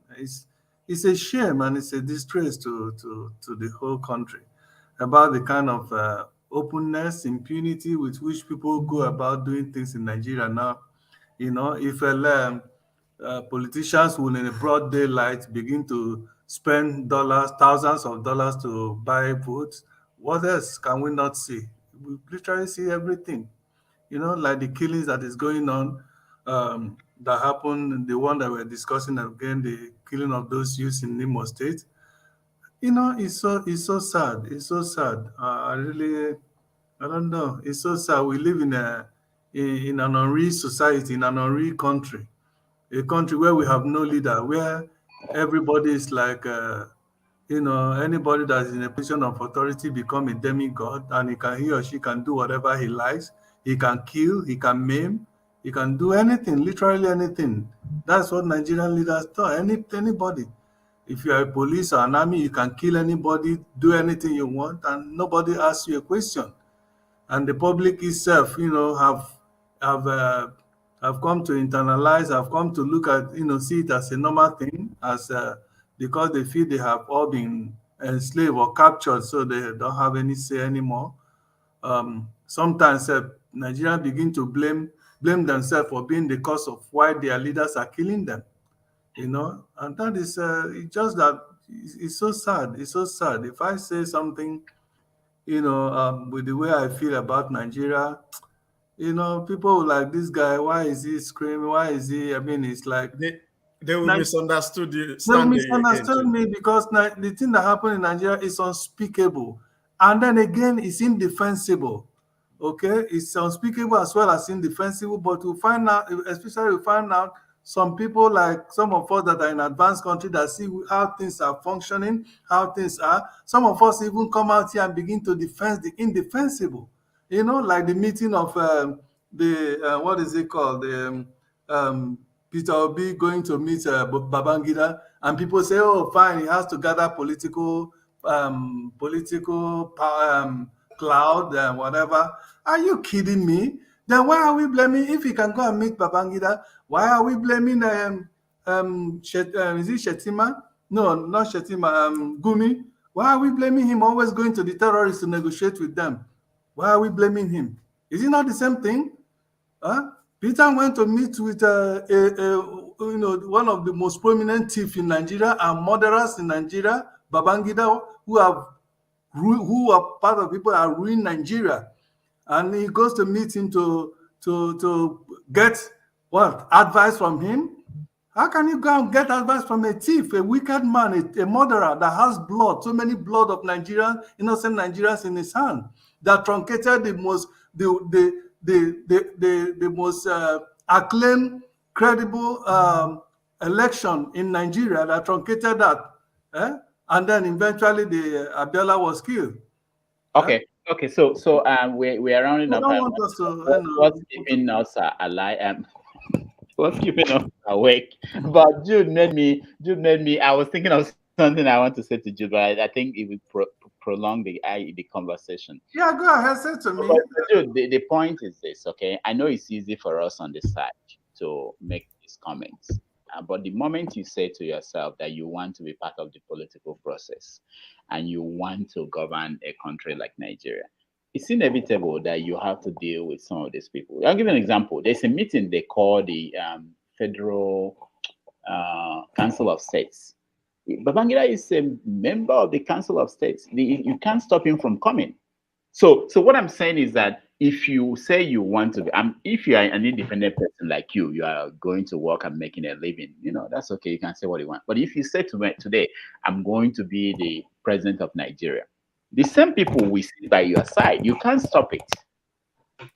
Okay, if we're to live in an ideal society where evil is punished, where wicked people are punished, where we have a functional law, a functional legal system that takes care of anybody that violates the law of the land.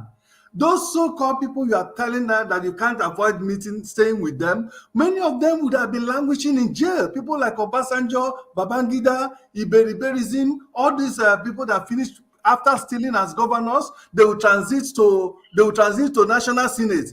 To continue to steal again. Many of them would have been in jail. Let us be real if we were to live in an ideal society. The point is that Nigeria is not a real society. Nigeria is like a Kabuki dance. It's like a Kabuki arena. Anybody come do whatever they like. Nigeria is a fake country. And that is why... Mr. Jude, sorry. Do you believe in Peter Obi ideology towards that is being why president? I talk about him. Peter Obi has... So if you believe in Peter Obi, let's say you believe in Peter Obi, how Peter Obi go towards achieving this purpose? He can achieve it without going to Babangida. I understand, but remember that these people formulate how to take decisions in terms of law and order in that country. Remember, I want to make you understand, today, Singapore, you understand, is first world nation. One of the presidents that makes Singapore achieve that greater height is Lee Kuan Yew. Mm-hmm. If you go and read about Lee Kuan Yew, at a time, people in Singapore call Lee Kuan Yew, they call him Hitler. Some people call him Napoleon and everything. Because why was this so called? Thank you. Because trying to change the system as at that time, you're going to hurt people. You understand? But who cares? As long as you change it for the better. Hold on. How did Lee Kuan Yew achieve that purpose? He's already there in power. I said something the other day. If you want to be a king, like in the Yoruba aspect of it, like say, for example, Lagos, they have 16 family. You going to lobby how to be a king because it's 16 family. It's not like Edo State. You go to lobby, trying to lobby, you even prostrate, you go down on people to lobby. The day you become king, everybody will prostrate and will never stand up because the mantle of leadership is in your hand. When people say Babangida is so powerful, before Babangida become military head of state, how many people know much about Babangida? The answer is no. You understand? It is the office that have the power. So if he's doing everything within his reach to achieve that office, when he achieved that office, it will be a different thing. We all live in America. We saw all the things that Biden... My brother Mr. Jude, you saw all the things that Biden said about the Crown Prince of Saudi Arabia. When he was in Saudi Arabia last week, didn't you see Biden started talking like Jehovah's Witness? A perfect gentleman. Didn't you see Biden? You understand? Biden only come back and tell us that I said this and that and this in a closed door. We didn't see when he said all those things that he said. Okay. That's how it works. Let me chime in. Let me also chime in. One second, Jude, okay? Jude, I understand you. I tell you, say me, I did like you, Kokroko before, but I hear your voice in another UK the other room. Before here. Another way to look at, the story of tortoise. You gotta be wise. Yes. Everybody here, I know Mr. Okonkwo know that I'm a Shore person, but you know my Ebi, sorry to cut you. I'm so sorry. The funny part of it is three of us. Me, you, and Jude is Shore person. Our three. Oh, you see? So, but we are just we never die, we still day here. Biafra, we no get. Oh, do our nation, we never get. You will come, no worry. Just die like that. We have to continue to mix it up. And we will come. See, some people are saying that, for example, another example, Obi said, this thing don't change. We're supposed to say what is keeping us, but anyway, we're enjoying ourselves. I have to go. Okay. See, they said Obi say he no go probe everybody, and now they are fighting. Awolowo say he go probe everybody. Where Awolowo? Okay, the other room. You see, the reason why I'm blaming him, right? Of course, I know all these things, right? The reason why I kind of blame him is that judging from the antecedent, judging from all the people that have been in authority, right? Babangida have left the position of authority. How many years now? More than 25 years now, right? But now, they still wax a lot of influence. There have been successive leaders who also went to influence. Who also went. Wait, who also? There is Mr. Jude. If you deal in stock exchange at the stock exchange, there is something called movers and shakers of the economy. Can I say something? Hold if on. Elon Musk said he's buying Coke tomorrow, before we wake up tomorrow morning, the price of Coke will trigger. Because he is the movers and shakers of this economy. Understand my point. If only going to prostrate for any of these wicked people, because one, they have the political power or clout, okay? If going to prostrate with them, for them to be able to get the power, and then you will now come and do what is in your mind, fine, I'm okay with that. But our history has indicated that none of those past politicians and present that have always gone to pay obeisance to all of these past criminals have ever taken power and begin to probe them. Rather, they will continue to protect what those criminals have stolen. And Mr. Jude, if you dey go, Mr. Jude, if you dey go herbalist, you go continue to dey see fake one till you go see original one. Now so they dey waka. When I was more, in an ideal society. So when I was more, I used to think that the world is black and white. Dude, the world is not black and white. The world is not black and white. It's a color picture. There's so many spectrum. And blue, there are many shades of blue. Even in South Korea, you got okay, all right. The economic class. This topic. Let's okay. This. Okay, let's we meet again on Saturday. We'll meet again. And also, Jude, let me just tell you that there is no ideal society anywhere. So you know, America is not even ideal. Yeah, there's no idea, but there's some society at least try their best.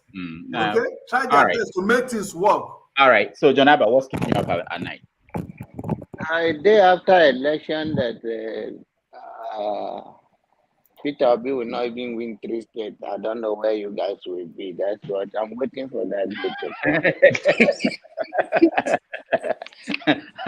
All right, Paul, what's keeping you up at night?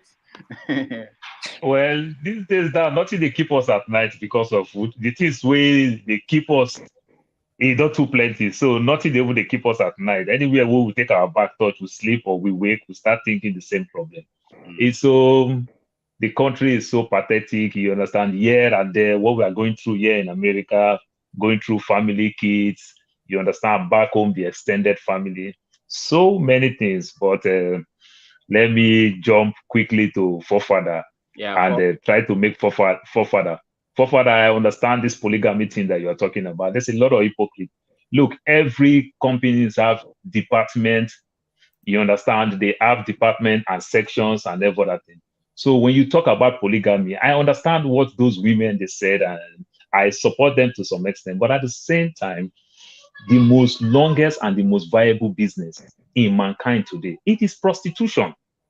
You understand? And it is women that is certified to do it. We come and buy and everything. So if a man go convince a woman to become second wife, like my argument, I argue it very well. When women rape man, they blame men for it. Polygamy will not solve our problem. We don't need polygamy to solve our problem. Like I said, just leave that part. We don't want to argue towards that part. Let's continue to educate ourselves. I am a beneficiary of Jaconde. I went to Jaconde, free food, school materials, everything. I benefit that in Lagos. And when Jaconde started to open Lagos. He put schools, places in Badagry, places in Aja, Epe, the end of Lagos, open everywhere so that the farmer will not give excuse that I don't have money to send you to school. The school is around you. And while he was doing that, he was building housing estate and the likes. That is how Jaconde expand Lagos. That even make very many of us love to travel to come to Lagos. So you don't really need to go procreate. The few people that have kids then can't even send them to school. That's how Jaconde could put schools around them. So we don't need that argument. For the sake of enjoyment, if you want to go enjoy as a man, these things are there for you to go enjoy. Just be very careful with what you do with it. But I don't think polygamy will solve this type of problem that you are talking about. All right. Thank you. Thank you for Forefathers. What's keeping you up at night? Yeah, what keeps me up at night is our people not realizing our situation that is going to take serious sacrifice. And it's really baffling that given how bad things are, we still expect to navigate it somehow without any pain. Whenever you hear any topic, you hear Nigerians always keep saying, oh, we don't need to do this, we can't do this, we don't remove fuel subsidies, don't do this, because our life is the worst. Yeah, your life is the worst, but you're already suffering it. And the suffering is going to continue to the next year and the year after. The question is, you choose your pain. You choose the sacrifices, otherwise the consequences will always come. And when that time comes, you can't run away from it. When we say we don't want to compete in terms of number, fine. Make your peace with the fact that when in a democracy, they want to call the shots, you have to say, yes, I agree with that, because that's the peace I've made with it. This is the country, you can't manipulate it from the point of view of the military, because they control the military too. So you have to make your peace with that arrangement. If you do, fine, I don't have any problem with that. I will opt to maybe join the group that is going to be the majority. I want my children to also be from there. If I have the opportunity, I will have more children, and they're going to be from the north too. Because if they have a trajectory to dominate and eventually rule, what happens is that your genetic line will die a slow death. Because what happens, you look at the Neanderthals there, but sometimes they find them 1%, 0% in the European DNA. You have to understand what is happening in life while you are living it. We are all exchanging genetic information while we go into the future, and some are winning while others are losing. And when you don't know that you are losing, that is a dangerous time. And that is what we are facing. We are facing this as Black people, and we are facing it in the country too. And you have to start on making your peace with what it is. And many people have said here today, which is fine. I like what Paul said. Paul, I have to, I can't forget what he did the other day. But I enjoy what you said, because you actually said it that, you don't want to go in the direction of competing in numbers. You want to go in this way. But you also have to realize when politics come, you don't have a say. In 10 years' time, your voice will reduce. In 20 years' time, your voice will reduce. The only say you're going to have is when it comes to financial or in your ability to manipulate the system. All right. And I'm going long. One thing I know about minorities controlling systems, they tend to want to make it unstable, to maintain control. Because they know if the system is not stable, they will not be able to maintain the control over the majority. And that is not a very good system because we accuse the Fulanis of doing the same in the north. Because they have to maintain the idea that we are the reason why you are stable in the north and against the south. Otherwise, you will be nothing. That's why they maintain control over a massive group of the Hausa people. So if we want to play that game, we can play that game later on with everybody in the country, with our brains, fine. So for me, what keeps me awake at night is our people not realizing that there's sacrifices that are going to be made, because we're already making them, but we need to make them for a purpose then. Thank you. All right. Thank you so much, Forefathers. Okija and Okija, what keeps you up at night? I don't know. Before I say that, I don't know. I don't know. Forefathers, you don't need multiple wives to have multiple kids. Two-Face Idibia, he has only one wife. He has about 13 kids or whatever. So if you want to procreate, just go ahead and procreate. There are so many women out there who want to have children, who don't have children. They're willing to have children for somebody else. You can pay. I mean, if you go out there in Nigeria, I'm looking for a baby mama. I mean, it's open right now. You can get a lot of baby mama. Have baby mama, get an apartment for them. Have kids. Yeah, let them. They live their life. You live your life. They don't have to bother you. You don't have to bother them. So it's there. I mean, anything I like the word right now, because you can basically buy anything you want. If you love what you're craving for, whatever, or care you are craving for, you can buy it. So just make sure you have your money. Just work hard. Make sure you have your uncle. and he will call it like your money. So you can do anything. So yeah, so about that, and what else was I gonna say about yeah, I mean, like, I tell people, I don't know, like I read this book, I think Victor Frankl or so, whatever. He was Jewish, and he was in the concentration camp, and he had a manuscript for his book. I think the Man's Search for Meaning, that was the manuscript he had, or something else he had when he was in concentration camp. So he was doing everything to protect that manuscript, that book.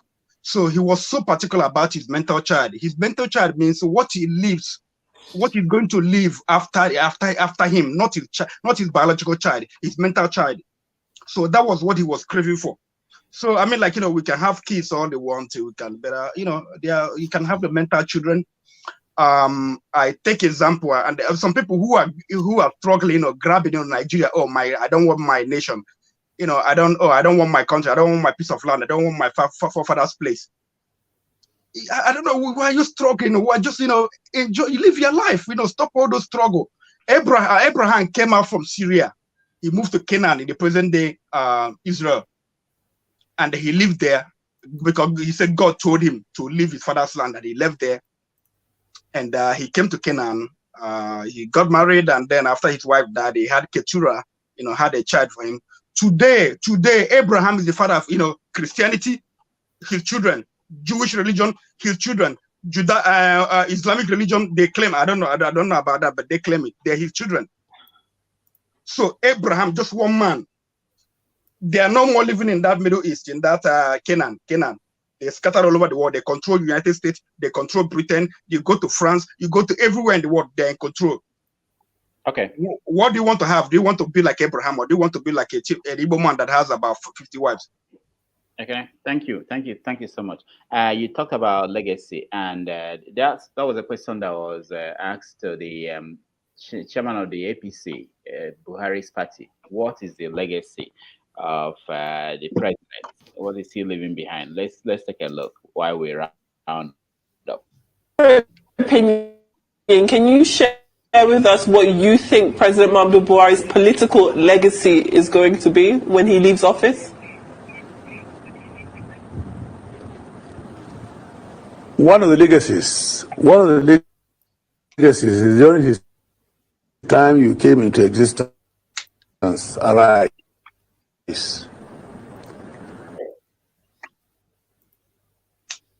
It was breaking. What else? What else do you need? Oh, you didn't get it? No. Did you guys hear that? I want me to play it again. No. Yeah. Oh! You need to hear this. It's a moment like this. You can never get it anywhere else other than in your opinion. Can you share with us what you think President Muhammadu Buhari's political legacy is going to be when he leaves office?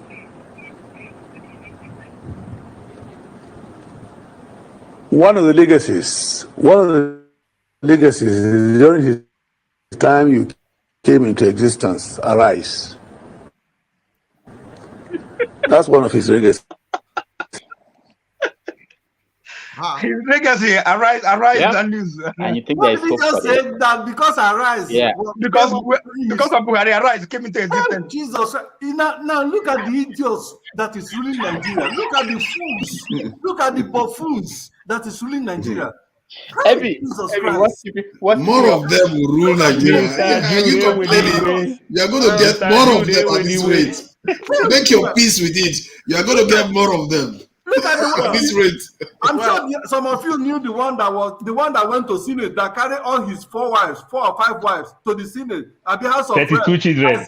32 children. Man, look at I can take care of my wife. He asked the wife to stand up in the Senate under a proceeding. Jude, that was the day I said calm down. That is what Forefather is saying. That's what everything I said today. Everybody is saying you want to use your brain to control them. Go and control them, man. Go and control them. Use your brain to control him. Okay. Dr. Damages, you made it easy for me. That video is one of the things that keeps me up at night. That I come from the most populous black nation on this planet. And I am here dealing with the breast of brains. I've dealt with it in Australia, in North America, and I can't find how Oyinbo better pass me. But where I come from, now those kind of people, now then they rule me. That no, now they say that they better pass you. Exactly. All right. Thank you so much for joining us today, Forefathers. Thank you. I appreciate your time. Thank you. Okija, thank you. I don't know. Well done. Ebi, thank you so much for joining us. Thank you, Dr. Damejo. It's always a pleasure being here. It's refreshing. Yeah, Jude, thank you so much for joining us. Thank you so much, my brother, and thank you for other panelists, even if I haven't said what is keeping me awake at night, but that's Marginalized again. We can't come to you again, no more. It's okay.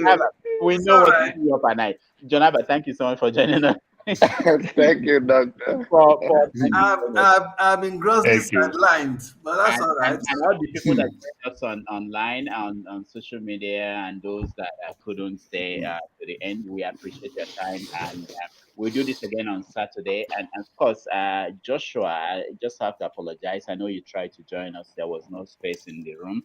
And we hope we see you on Saturday. So for everybody here, have a safe night and see you on Saturday. Thank you, sir.